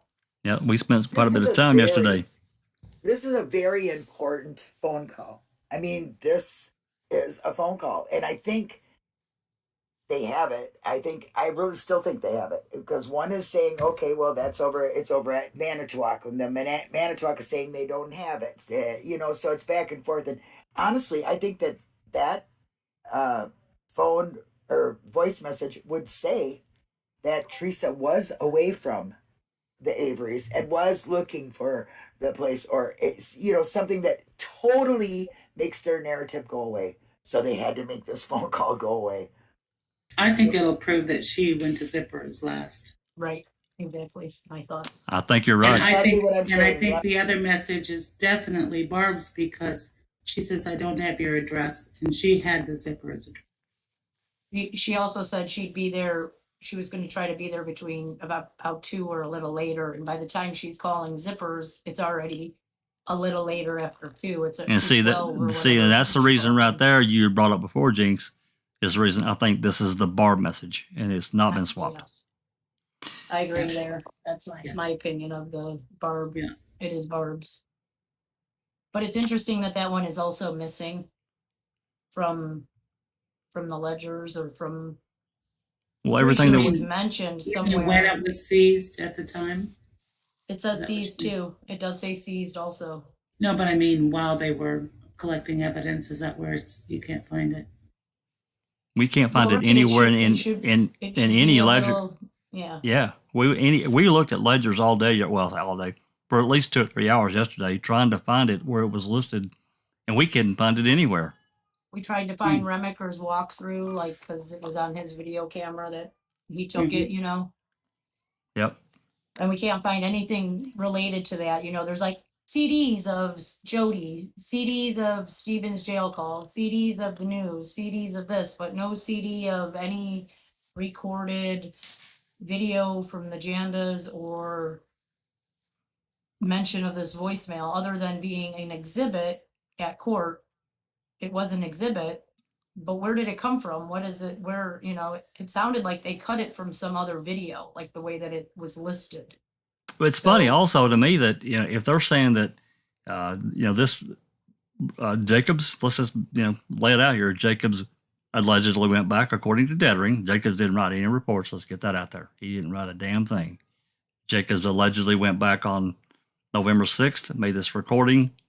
Then it got burned to a CD. Am I saying that right, Jinx? Is that right? He burned it to a CD. It apparently got put on a CD. That's how Dettering put it. Apparently. Yes. And then basically after that, that's it. There's nothing else mentioned about this recording. So we know Fassbender has it or had it. Well, that's possible, along with the Belly CD. Yeah, very true. But you know, so we move forward. That's November 6th. Let's just say, let's give him to the middle of the month, November 15th, 2005, and now here we are. Let's see, that's 12, basically 14 months later. It's listed as an exhibit at CASO, not MTSO, but at CASO. So how did it get on the list and still there if they lost it? It's in what they call the DA's records. Like the way the way that email list is written, it's like the way that it's showing photos H8 through H19. Those are how Kratz is putting it in his discovery to the defense teams. So I believe that it was him. So he's saying seized. So as a DA and you have a case, wouldn't you want to see or listen to whatever evidence you have? So how do we know that it's not in his little, you know, desk of records? They don't want it to hear that, though. They don't want to know. That's the whole thing. But he did put it on the exhibit list, an exhibit list. So I think he expected maybe the defense to actually ask for it back then. And then when they didn't, it was just like, poof, gone out of the exhibit list. Well, and also if they burned it onto a CD, it would have had to have been bumped from whatever phone or recording device that they onto a computer. And why would he bring his own phone? Is that a cop phone? Can we get the records for that phone? And did he have to return the phone after he stopped working there? I mean, what are the regulations for the phones for the cops to be using on an investigation? I know that they're only required to keep certain things for 3 years. Other things are, 5 years. I do want to give him props for recording something on his own phone, unlike Blinkwinkle over there at Daniel's case, who couldn't work a phone. She didn't have any clue on how to record it. Yeah, right. Yeah, sure.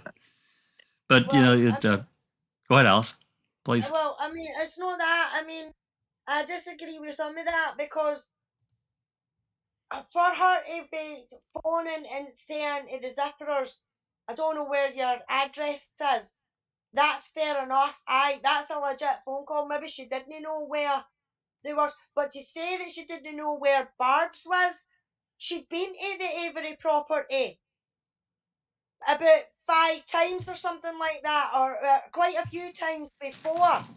He didn't recognize the name Yonda. You know what I mean? So, but it was still under Avery Road, though. Yeah. You know what I mean? So whether the number was changed, whether the two buildings were different numbers, it was still under Avery Road. But the thing about that is, it is correct that Barb Janda lives on Avery Road. But Barb Janda, when he put it in Barb Janda's name, he put it under Barb Janda's phone number, and she couldn't understand the address. Avery called back at 11:04 and gave them the address at that time, and at the same time, Teresa's just starting her day and calling her voicemail, starting to call back the people, yada yada. She already had several messages from Auto Trader with the number. Now, the number that he gave was Janda's number, but when Tom Janda had his appointment, he gave Stephen Avery's number, so there was no cross-referencing it.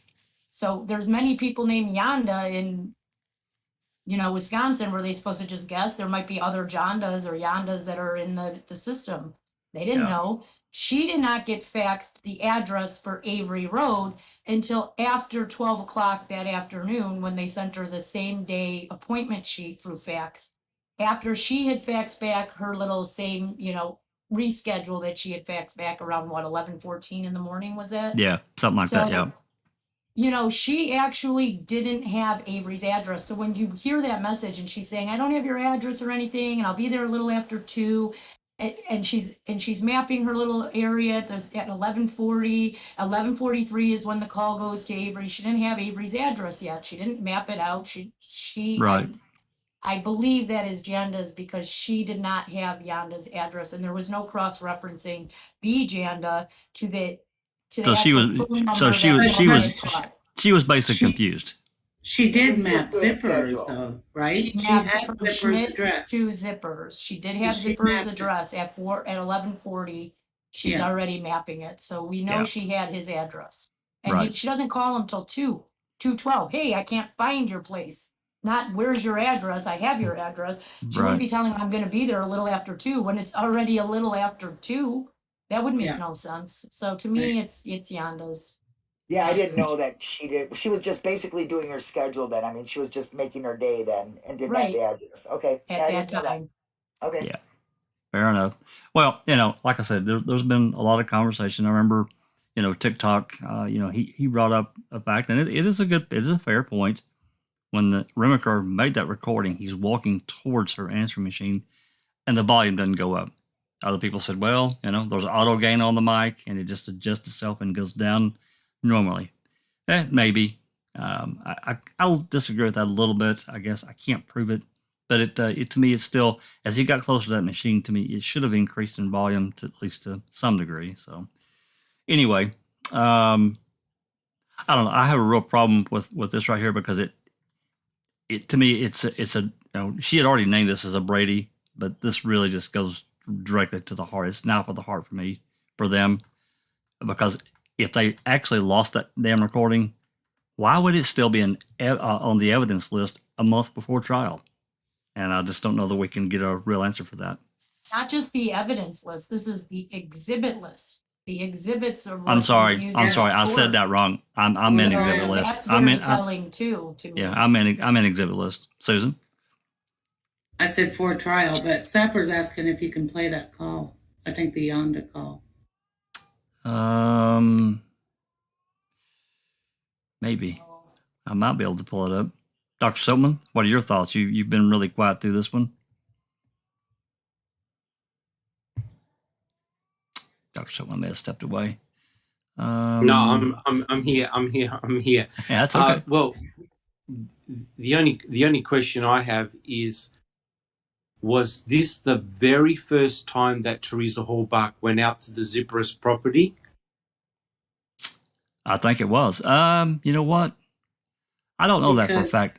I think it was. I believe it was the first time, because they explain in the court, which also Stephen also mentions in a call to one of his friends, that there are these telemarketers that are looking in newspapers And he did have an ad in the newspaper for his Firebird in October. Jason did. So the telemarketer calls them and sets up this appointment. She gets the lead appointment. This is a lead appointment that she goes there. She shows them how this works because they've never done this before. And she even left a piece of paper, which is also missing, that Remaker reported that said, if you decide to put your ad in the paper, please call me at my cell phone number. And she left it with the zipper. So this is the first appointment that she's ever had with them, in my opinion, because it just adds up. Right. Even Avery says the same thing about his first appointment, how they called him because he put an ad in the paper and they set up the appointment that way. Right, but we have a rough idea of the time that Teresa Hallbuck went to the Stevens property, correct? Wait, can you say that again? Do we have a time that Teresa Hallbuck pulled into the Avery salvage yard? Do we have a time? Well, we don't actually have a time. No, I mean, we have our, process of elimination, in my opinion. I think she was pulling into the Avery yard around 2:24. Right. About 12 minutes after she told the zippers, hey, look, I can't find your place. I'm going to go to my next appointment. I think that's what happened. And I think that's when she makes it over there around 2:24, when he makes the call and hangs up at 8 seconds. That's her walking in or pulling up. Yeah. That's my opinion. Correct.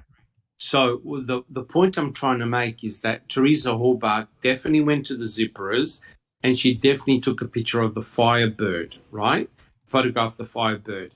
So was there enough time for Teresa Hallbuck to leave the salvage yard and go to the zippers and do the photographs, keeping in mind that her phone cut out at 2:41? That's the last time any correspondence went to that phone. Correct. How do you account for the fact that if she went from the salvage yard to the zippers, all of a sudden her phone didn't receive any more calls after 2:41? It could be that her battery died. Or nobody called her?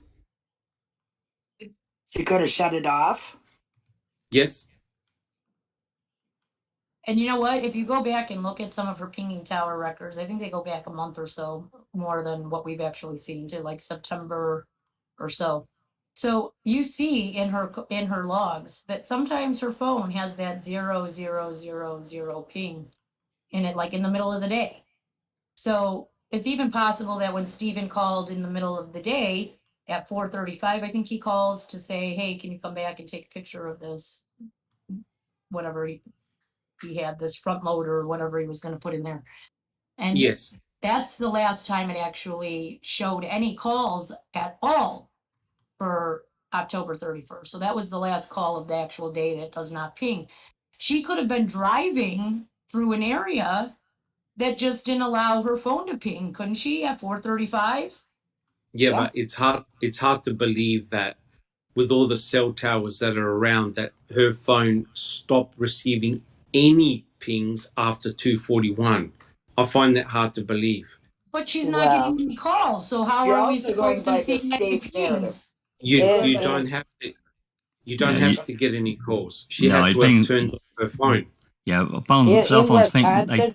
In Wisconsin, even today, there are spots where you just cannot get a signal. And that's what I'm saying. On her bill, on her records, not her bill, but her cell tower records, it'll show that she's like in Green Bay and she's driving down Green Bay, and 2 minutes she has a call and it's pinging a tower, and then 2 minutes later it doesn't ping, and 2 minutes later it's pinging again.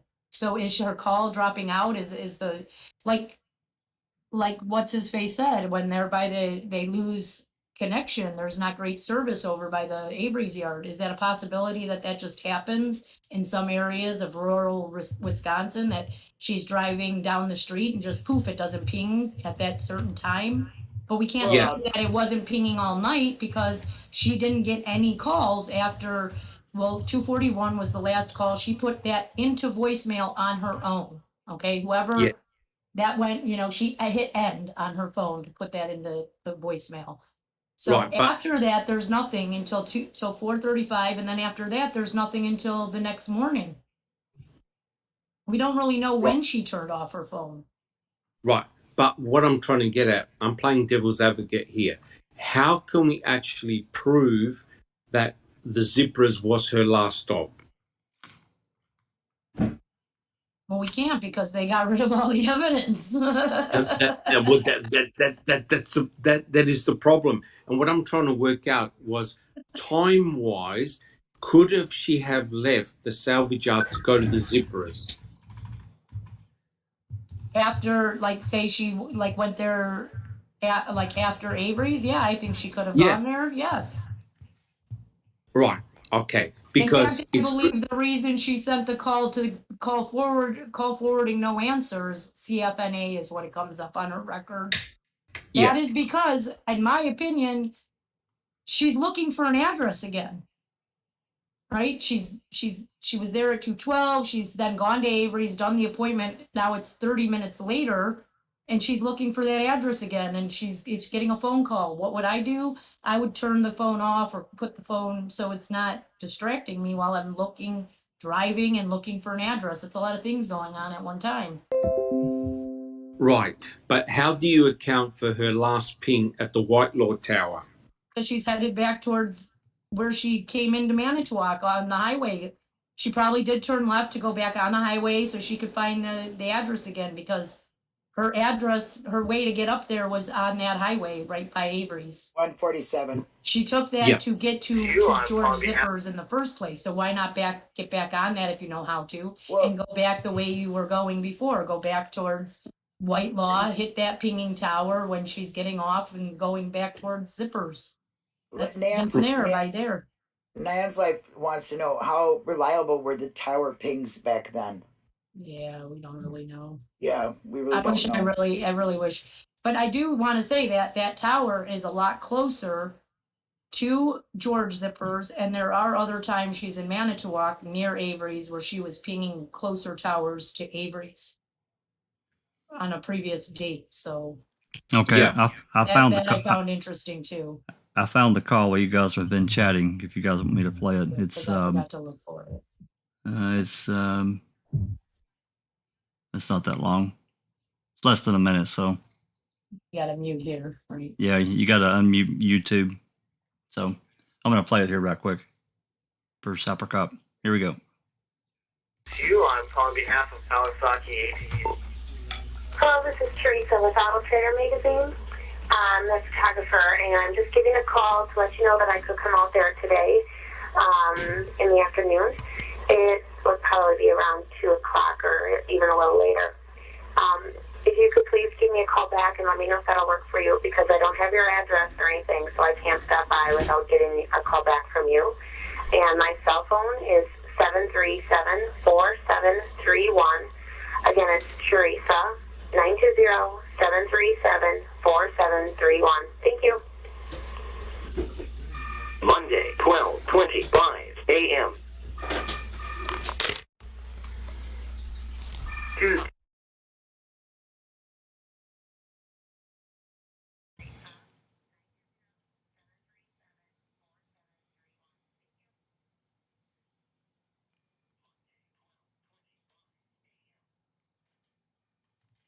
Okay, there we go.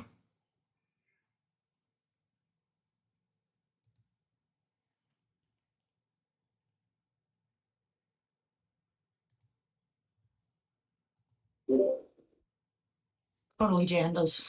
What time Well, did that there's say? a way to tell. There's a way to tell.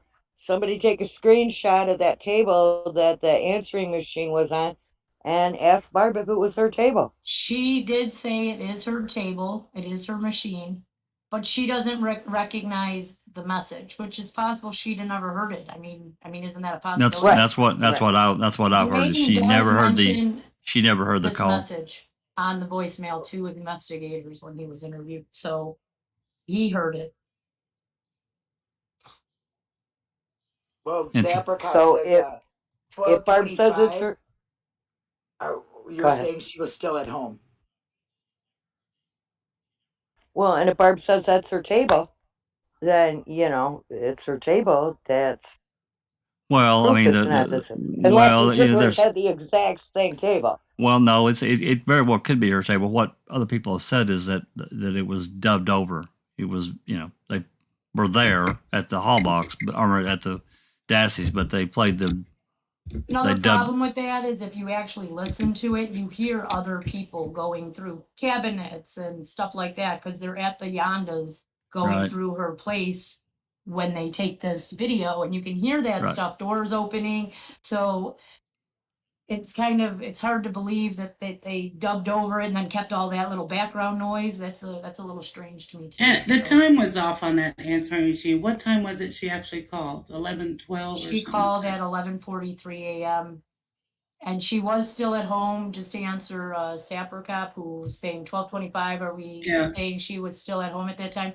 I do believe she was still at home. She's pinging her home tower like all morning until about 1 o'clock when she calls Schmitz and tells him she's on her way. She's still hitting her pinging tower at 12:51 that morning. But anyway, you know, this, I mean, you know, all this is good and it still plays a part. You know, my problem is that, you know, we're missing one of these answering machine calls. And of course, I think that is the Yonda message. I understand the other aspect of it and how it could fit in. I do get that. But they really, unless they had control of that other message and knew, they'd run a real risk, right? I mean, that's my point. And Jax, let's just, you know, honestly, but if they wanted to point at Stephen, only having Barb's message would prove it. If they have zippers saying something different, it's going to throw everything off, and it would just not fit their narrative.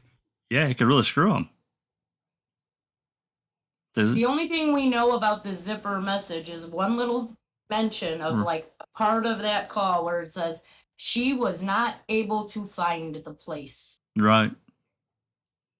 Susan, you have a comment? Am I unmuted? Oh, you are now. Oh. No, sorry. That's okay. I didn't realize. Well, you know, this is to me, this is an important document. I don't know that everybody sees it the same way that I do. I'm sure many guilters do not, and they don't like it and says, oh, that doesn't prove anything, but it does. If this message was, you know, allegedly lost, then why is it still on the evidence list in January of 2007? It shouldn't be at all. And it was another thing, it was never played anywhere. We've only heard the one message. Alice? I mean, it's there in black and white. They had that message. And for it not to be handed over, or even, listen to, I was on the other night there. I mean, we were all on chat, but we were on quiet because I'm sure somebody, I think it was William, WATP, that came in and said, he didn't think it was working because we were also quiet because we were always looking at the exhibit list that we've got on the site and everything like that. And ledgers? Yes. The ledgers and the exhibit thing that's on under the case files that's on the philplay.site. And I went doing that for at least a good 2 hours maybe. Oh, at least. Back while we were chatting, looking at what was in the list, and not once did I see a voicemail for Barb or a voicemail for Zipper. Not once. And that's really telling to me because they should have been on there, no matter what. They should. Yeah, but WATP thought we were all meditating because it was that. It was very quiet. But we were all just looking at the information that we've got access to, right, and trying to reference whether these voice messages were ever on any of the lists. And for what I seen, I could not find it anywhere. on the list anywhere. Right. Well, And they should. well, we know. Go ahead. I'm sorry. No, go ahead.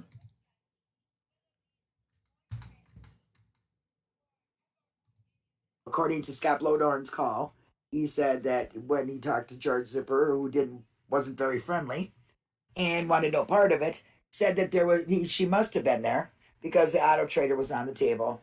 Blah blah blah blah.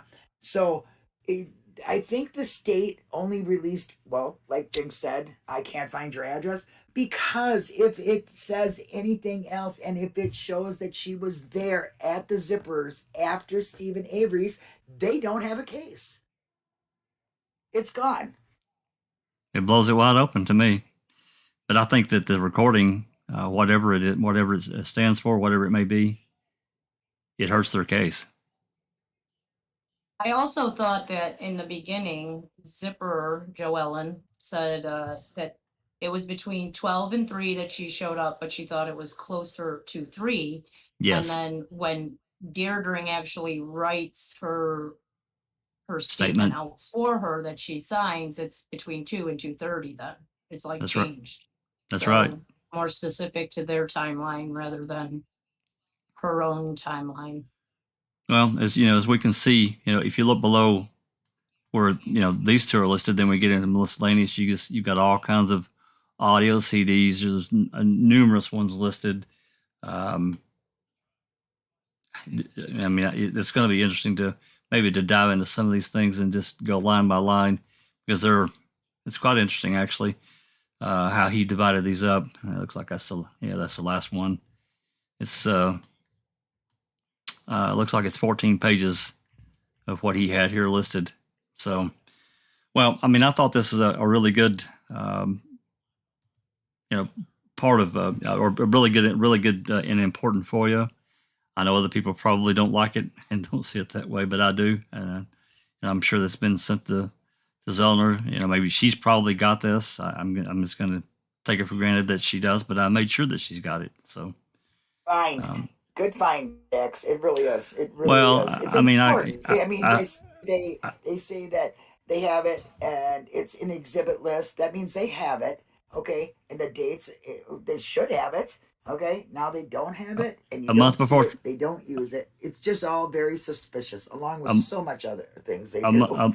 A month before trial. Yeah. They damn right they should have it. How could they possibly it just shake out of their pockets somewhere along the ride, on 147 or wherever? Lost that on making the trip back and forth from Manitowoc to Calumet. I just don't. It's conveniently, as BB says, it's gone. It's untouchable. It's another one of those things that it really irritates me, and I think it irritates everybody. But it'll be interesting to go through some more of these things to see. It's unfortunate, that many of these are not labeled. I wish they were, with the actual number. That would really be great. And that even could even be further over to the right of this, in these different cells. This looks like an Excel spreadsheet of some kind, or so over to the right a little bit further, they could actually have an exhibit number attached to them. I don't know if we can get that or not, but I don't think it would, because this is probably pre-trial, and this is like, as they show the evidence in court, doesn't it get its evidence number, like as they go, like as they bring it into the trial, like. Yeah, because they constantly, he talks about, well, I'm going to show you, I've handed you a number of exhibits. Which one's that one? Well, it's exhibit 189, and so they were pre-put in there probably. I getcha. Well, I mean, each one of the exhibits that witnesses get handed, they're already marked. Yeah, it's already done. Yeah, but now they did add a lot of those in pre-trial. They get where they were given numbers as they went through. That's correct. But this is clearly what's up? Nan's Life is saying, when you listen to your messages, does the time and date come before or after the message? The fact that it says 12:25 a.m. on Monday is important and shouldn't be brushed off.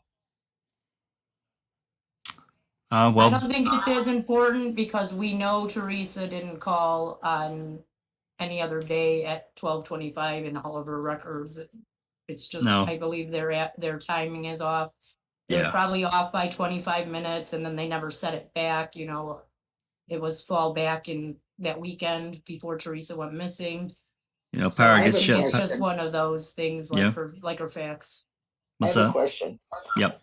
I wonder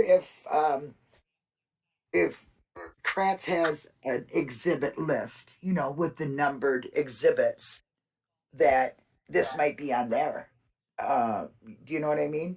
Does he I have? do know what you mean. Now that we have this, can we actually Can we- FOIA this list? That's what We I'm should wondering. we should be able to, yes. Goody.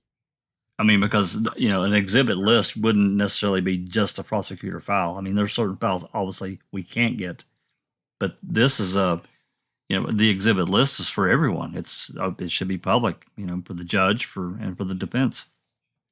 She also sent it in an email that makes it now public domain. So you can ask for a copy from the email too, even. Now, I'm just really curious if, you know, does Kratz have this on his list of court things he was going to bring in, you know, with the number on it and, you know, all that. You know what I'm saying? Like an exhibit so-and-so. Well, that's what I'm saying. I think over here to the right of the list, you can see all these numerous cells. We can't really see like above, you know, where it says this first one down says Wiegerton and Fast, and then it cuts off. I think that maybe on over to the right there actually may be an exhibit number attached to each one of these. That would be great. And and I'm also wondering if Kratz has that on his list of, you know, what he's going to use at trial, you know. Oh, I'm sure he does. I'm sure he does. Yeah. I'd like to know that. Yeah, you know, a number of these are really interesting. You know, we see these mtDNA analysis report, FBI. There's just all kinds of. That's the FBI. The flyover isn't enlisted in this either, is it?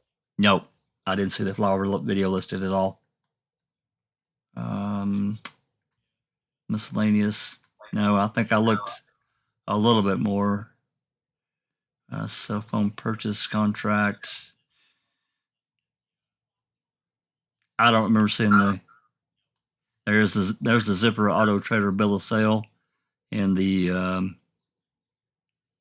wait a minute. There's no paper from Teresa written in this list from the Zipper's house. I don't remember seeing it. No. So that's just another thing that went missing from Zippers, and it was supposedly dated and not timed, according to Remiker, who's Manitowoc Sheriff's Department. So wait, there's bill of sale to said. Zippers. There's Zippers bill of sale But on the there. bill of sale is like she got a little package, right? Like that Avery got too, and it has. So if you sell the car, you have the bill of sale, so you can write out a bill of sale to a person. So it's a blank bill of sale, right? And she gets the Auto Trader magazine and the for sale sign in her little package. She also left her handwritten paper saying, hey, if you want to list your car, give me a call, and dated it the 31st, according to Remiker.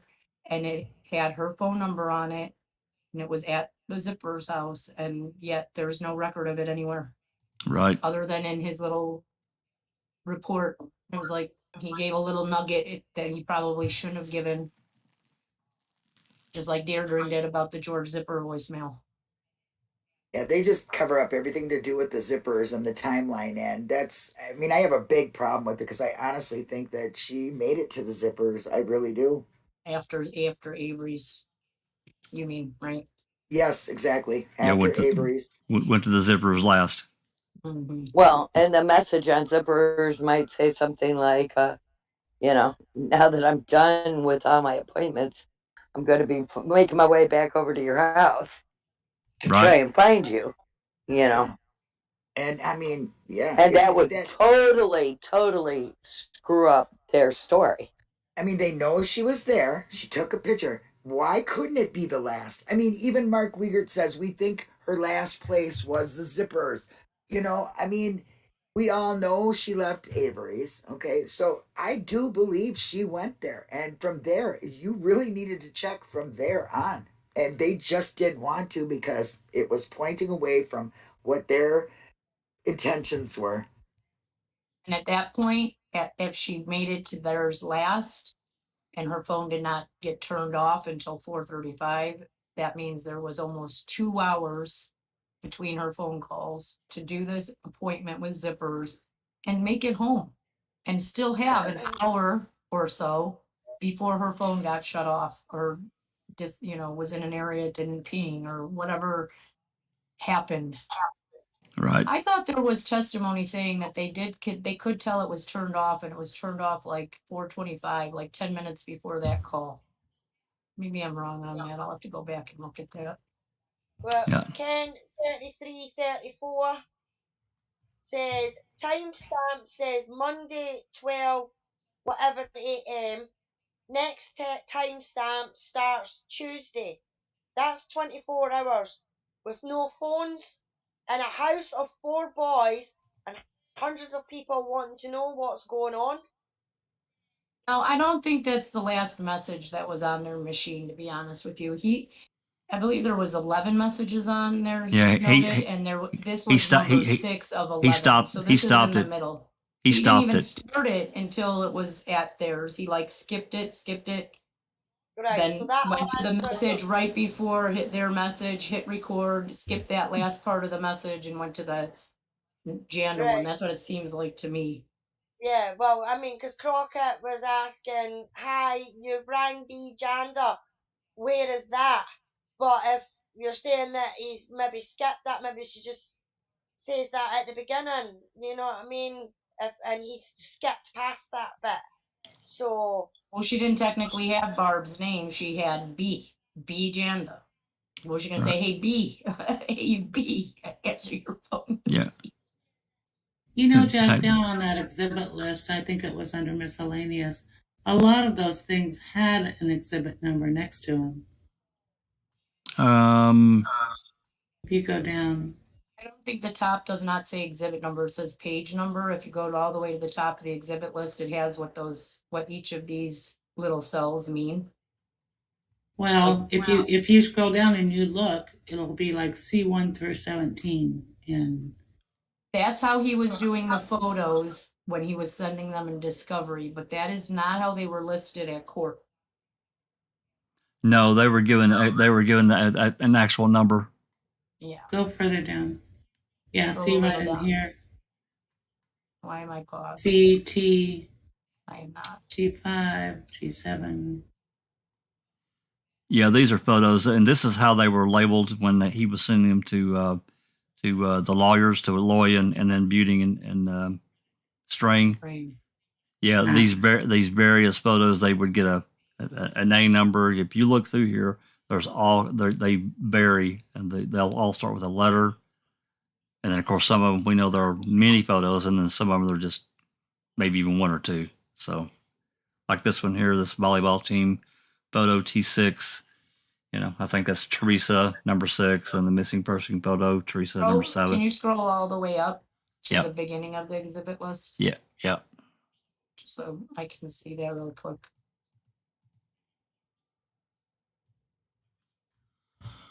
I know that this one says 14. That's page 14, right? Like he's mentioning a page number there, I believe.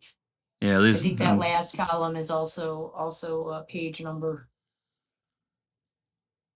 Yeah, you can see it over to the right. It's going to come back up here now.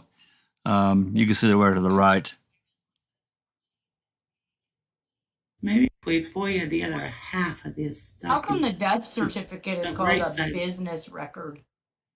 I don't know. I saw that. I have no idea. It's kind of strange. Like I said, description. Yeah, but I'm just wondering, if you go further over to the right, what else is there? What are we missing? Yeah, me too. Can you FOIA the right side of this?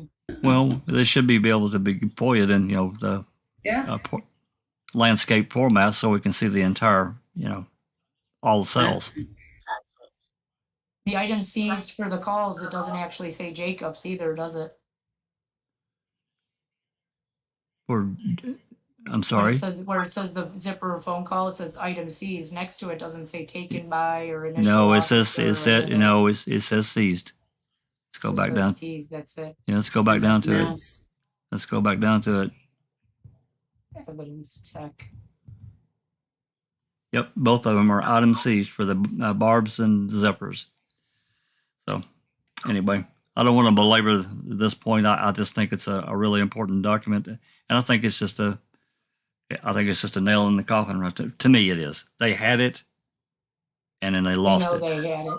They didn't lose it. No. They purposely disappeared it. Okay. Maybe it's like I said. Maybe it's like I tweeted, Jinx. Sock drawer, storage shed. Yep. I was being facetious, but I'm being basement, hidden behind a door.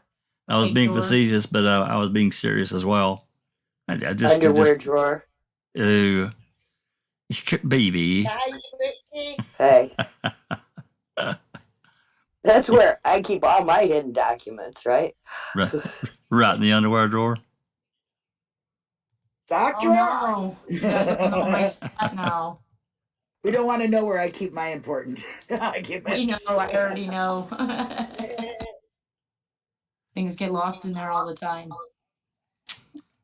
All right. Well, is there before we wrap up? Is there anything that anybody wants to add to our conversation, either from Brendan's interview with Angenette Levy? I'm still pretty ticked about it. I'll have to kind of let that go for a few minutes. I'm going to add. We started a campaign. I pulled some records up that show he's been telling the same story over and over again for years and years and years. And I think we should take that call and shove it in her face on Twitter. Is that bad? Brendan's story. I think we should look for that boss's call coming into Jonda's house at 6 o'clock. Well, the Dassey called. The Dassey. He answered. Yeah, he actually did call. I think he even testified that he called or told them whatever. Who called? What it called? Cornley. Cornley. Oh, okay. Yeah. Yeah. But they told Brendan that he didn't. Right. So. Lying to him, of course. Of course. I have something I'd like to say. Please. I just want to say thank you, J-Jax and Foul Play team, for respecting Brendan's wishes this whole time regarding these phone calls and yeah, I know a lot of people have different opinions upon that, but I just want to say thank you for that. It means a lot to him and me too. I agree. Me too. I'm going to tell you that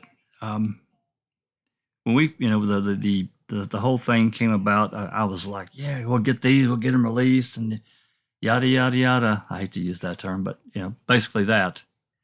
However, this is inexperienced me sitting here thinking that without listening to the calls. It was just getting the information out there, right? That's all it was about.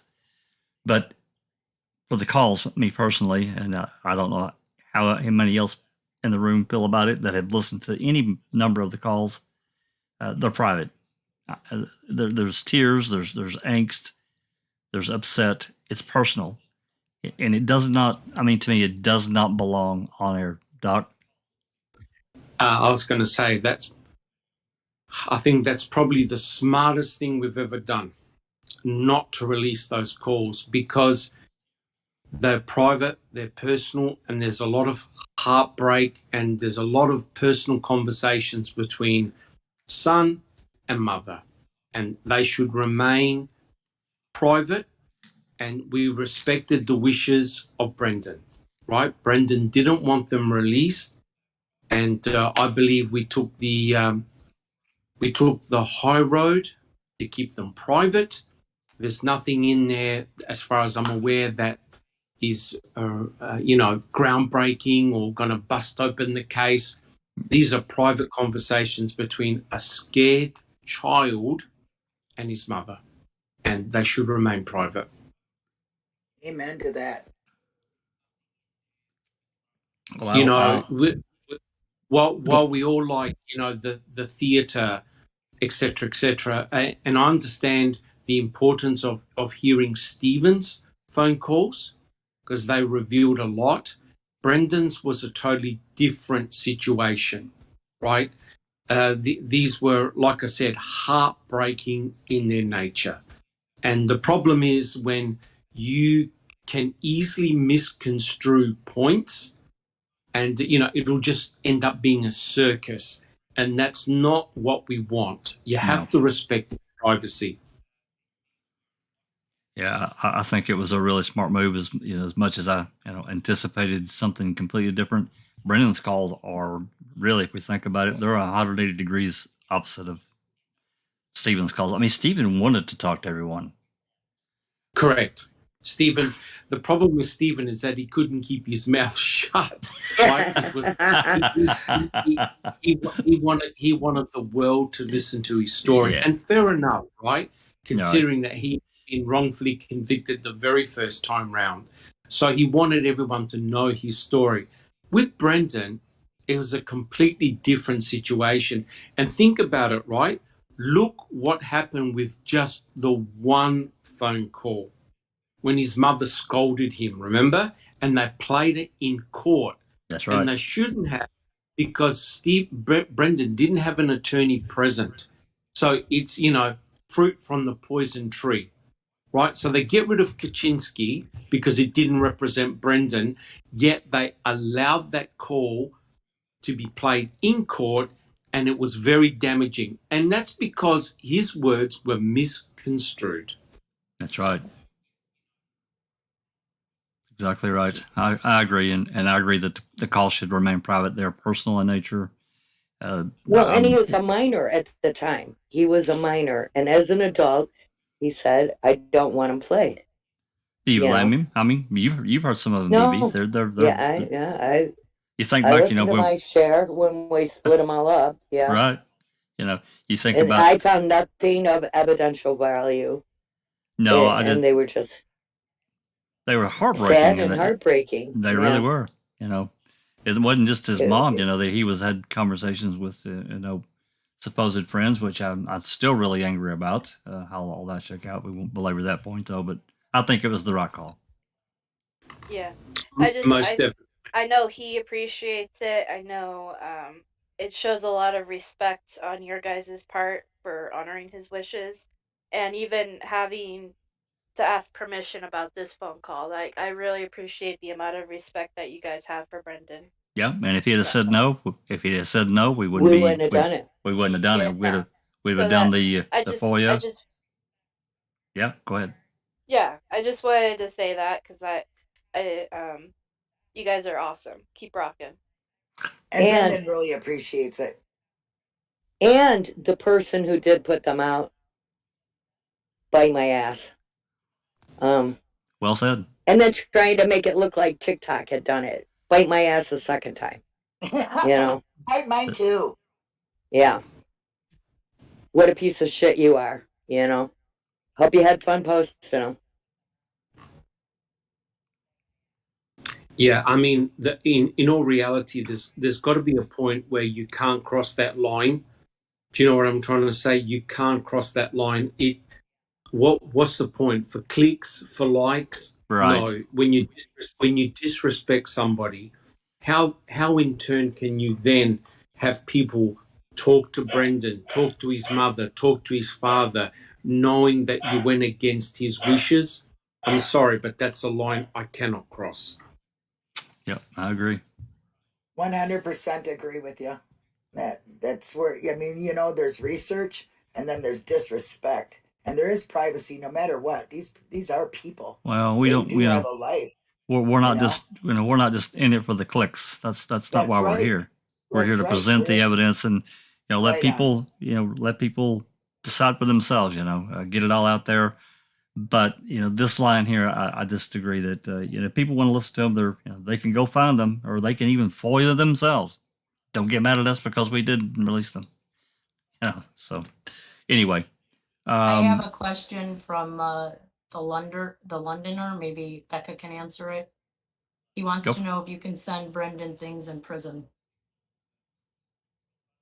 So you can send letters, you can send pictures, stuff like that. But as far as anything else, You can't send anything from home to him directly. You could order him things, but if you want to order him things, you need to ask him first because he does have a limit.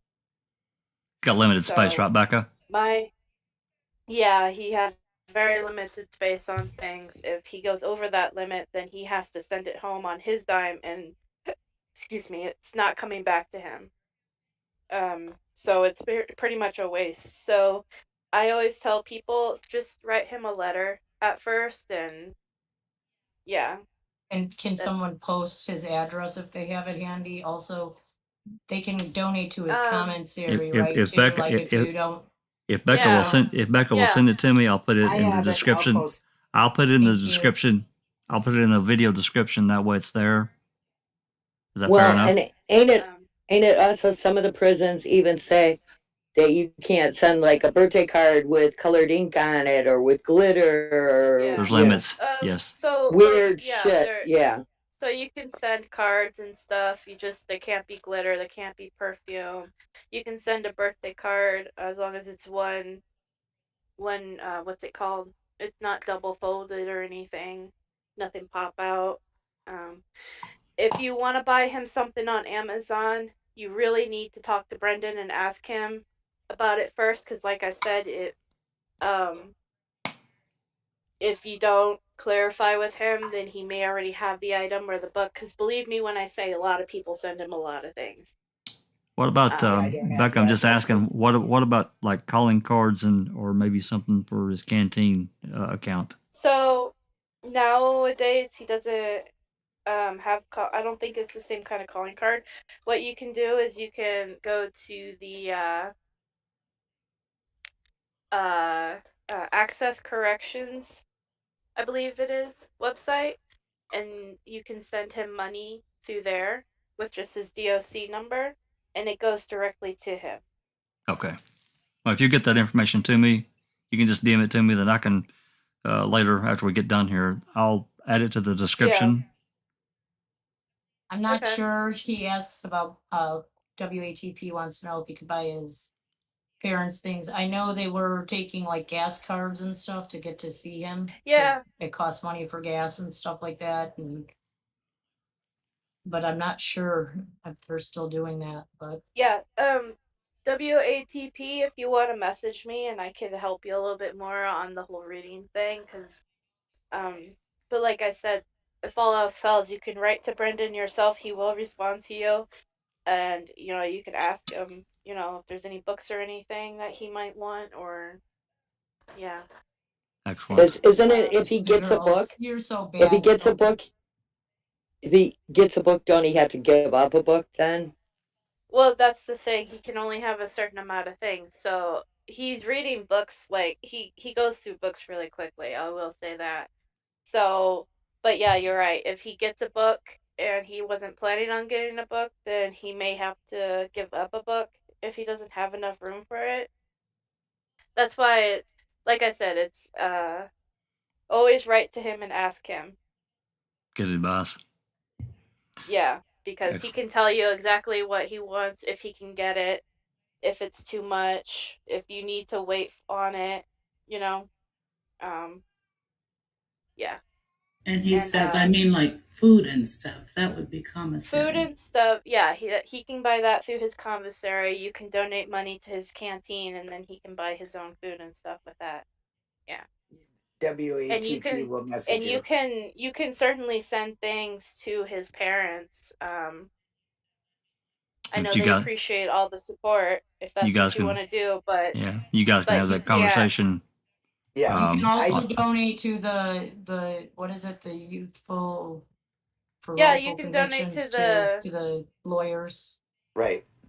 Yeah, you can for donate wrongful convictions of youth or whatever. And I think we should do what Dr. Silkman said. We should all send Fallon a copy of Kiss the Girls. You know what? I know we laugh at that, but it's a real damn shame that no one bothered to check, because there was the plot to what Ken Kratz said in his press conference straight from the film. That's right. It was just aired a couple days before that on Cinemax, if memory serves. in It was Wisconsin. TBS. It was Weeks, TBS. weeks. And Brendan did Weeks. see it. Yes, he did. All the way up to trial, yeah. Yeah, It was and- all over the airways. And That's what I'm saying. It was on TBS. Yes, and what was interesting, I spoke with Bob, and Bob asked Brendan, "Did you see Kiss the Girls?" And he said, "I saw it, Mum, before I spoke to Uyghur and Fassbender." Now, what does that tell you? He had the video recording in his head, right? He had the video in his head, and what did Fassbender say? Replay the video in your head, Brendan. That's right. exactly what he did. So So, they made him watch that when they on the 27th before they talked to him again on the 1st. Unknown whether he saw it at Fox Hills. I checked the website, and they definitely had cable TV. Yeah. So when they play these films, they play them for weeks on end. They keep on playing them almost every day. And he admitted that he had seen the film, and then after he read the book. So he saw the film first.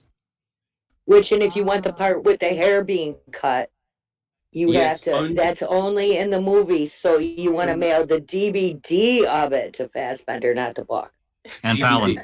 And Fallon. So we can make notes. Knife with the black handle, Yeah. Yeah, correct. It's actually quite eerie, the similarities between the film and what Brendan told the investigators. It's almost the imagery match. Yeah, the imagery is staggering. Even the way, although it has nothing to do with fire, in the beginning of the movie, it starts out with silhouettes and fire. Correct. Victims in fire. Correct. So all the major elements of what Brendan told the investigators is exactly what Ken Kratz said in his press conference. All the major elements. Did before we get out of here, Scoot, has anyone else besides me and Jaznez and maybe a few others watched that YouTube movie that Darkside shared with us on Discord last night about I can't find the name of it. Kevin McGinnis was Sunday morning. Monday. Yeah. Has anyone else watched that? Yeah, I have not. Have you, Doc? Did you by chance catch it? You need to watch this one. No, not yet. I'll put it on the list to do. On the list, yeah. I hear you. I've seen it twice. Yeah, it is it is unbelievable what these cops did to this kid. Yeah. You're gonna say what? And I won't tell you any more than that. You'll just have to watch it. And this lawyer, I will tell you this. This defense lawyer, he is a rock star. He's a rock star. He was fantastic. Yeah. Do you know what I had when I seen that bit, Jax? I had a wee vision of Kathleen Zellner doing exactly the same thing with Kratz and all the fucking rest of them. I was like, that's what we want Kathleen for. Absolutely. Yeah. He was the way he approached, and for those that watch it, the way he approached those detectives and police officers on the stand. Oh my God, it was so good. But this, and it's not really good quality. It's older, but it's still good enough. I mean, it's not terrible quality, but you get the real sense of what this guy's about. I just really enjoyed it. It's really worth a watch. So anyway, I wanted to plug that. Before we scoot, anything else? Sorry, I got one more thing. Silkman's excellent video he did to Kiss the Girls. It's what movie did Brendan see? I think is the name of it, right? Yes, correct. Yes, yeah. And that also covers the imagery from the film and what got said, and his drawings and stuff. Yeah, it's all in there. It's all in there. It's a ripper. You should definitely watch it if you get the chance. I was going to say it's a real pity that Brendan Dassey didn't have Rosemary Scapicchio as an attorney. She would have killed him. She would have killed him, Doc. She would have destroyed all of them. Yes, she would. Absolutely all of them. Yeah, I agree. Okay, is there any plugs that we need to make before we move on? Becca, let's see Alice first. You guys got anything coming Tuesday? Have you talked to Rhonda? Is this something going to be doing anything Tuesday night? Not 100% sure quite yet. Okay. Haven't had the chance to chat to Rhonda. Not heard anything from as yet. I understand. But it's completely understandable if she doesn't want to do it or anything like that. But I'm sure she'll be back as soon as she's feeling back to her purpose self. Yeah, I understand. And I agree. And I told her the same thing. You take whatever time you need to take. Yeah. Because it's difficult. Becca, anything upcoming? I know Tuesday morning, me, Alice, and Linda were gonna go over one of the abacus brief letters on our Brendan talks. From the post conviction. Yeah, from the stuff to Governor Evers. Oh, okay, gotcha. Yeah, and then from the clemency. From the clemency. Yeah. Okay. And Excellent. then we have Positively Brendan, or we're still talking about post conviction stuff on Sunday. So. Okay. Very good. We got. B. Yeah. Thanks to Becca for asking Brenda for us. That's all. Excellent. Linda, checking convictions. Becca told you pretty much what we're doing, and we always have Uncle Ken and open mic, and join our Discord here in Foul Plays so you can get in on these open mics that Jack does. And thank you, Jax, for doing so. And I want to thank everybody else for being here and participating. And it's great to have this community. Excellent. Yeah, I'm looking forward to hopefully get back in the saddle, and you guys can get that letter. That's just something else. So I will plug for upcoming this week. Uncle Ken, of course, with Doc on this coming Saturday, and next Sunday we're going to try. Of course, this is all dependent on Rhonda and Alice and Cherie, how things play out. We're going to try to do an open mic on Daniel's case. If we can't do it, on the 13th, that's fine. We'll do something else whenever she's ready. And I told her that. So, if you talk to her, Alice, you please reemphasize that there's no rush. It's not going anywhere. But, I think it's a timely and it's a really interesting case, and it's really complicated. So we'll get through as much as we can and get it out there. I think it needs to be talked about as well. Jinxie? I'll be back next Sunday. Sounds good. Susan, feeling better? Yeah, I am better. Thank you. Excellent. I just thank everybody for being here, and thank you, Jack, for hosting. Great job. Thank you. Doc? Yep, thank you very much, Jack, for putting this open mic on. It was incredible listening to that interview, and just makes me get angry all over again. But essentially, with myself, I'll be reviewing another chapter from Ken Kratz's book, so we can do the reading with Uncle Ken. I think it's on the bullet, which is item FL, happens to be one of my favorite subjects.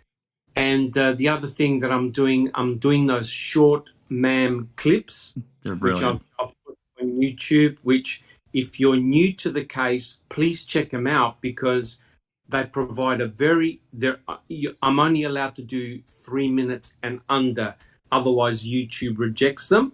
But I encapsulate the essence of the case, both Brendan Dassey and Stephen Avery. and so far they've accumulated close to 9,000 views, which has been really good. Yeah, so I'm really glad that they've been well received. And that's especially great with new people to the case. Absolutely, they're brilliant. They really very good. Yeah, They're wonderful. They really are, and I'd also recommend. You know, you've only been doing it for a couple of weeks now, really. So 9,000 views is they really well received. I've done, I think, over 50, over 50 of them, and I've got so much more to do. But the interesting, what I tried to do is to put the segments all in one spot. So in what you do, if you look at Making a Murderer, Man 1 and 2, often you have an interview that is split with other material in between, so you tend to lose track. What I try to do is to edit everything together so it's continuous, so it provides a really powerful story. Time to get angry all over again. they're really good though, and they are important for the new players that are coming along. And correct. Well, I appreciate a lot of questions right away. The small clips answer a lot of questions for the newbies. Fantastic job. They do. No, thank you. Well, I'd like to thank everybody here, everybody that came. I'd really like to especially thank our Commando FOIA warriors out there that keep on keeping on and allowing us to share this information out with everyone. I know that's what they want. I will say I have not got the description completely filled out, but I'll do that. I don't think we've actually got the actual PDF for this one up on the site yet. So, but as soon as that's done, I'll edit the description. I'll get it added. I will get the call added as well, and then of course the information for Brendan for anyone that wants to help out in that matter. Anyway, much appreciated to everyone out there. Be safe, and this has been a Foul Play production.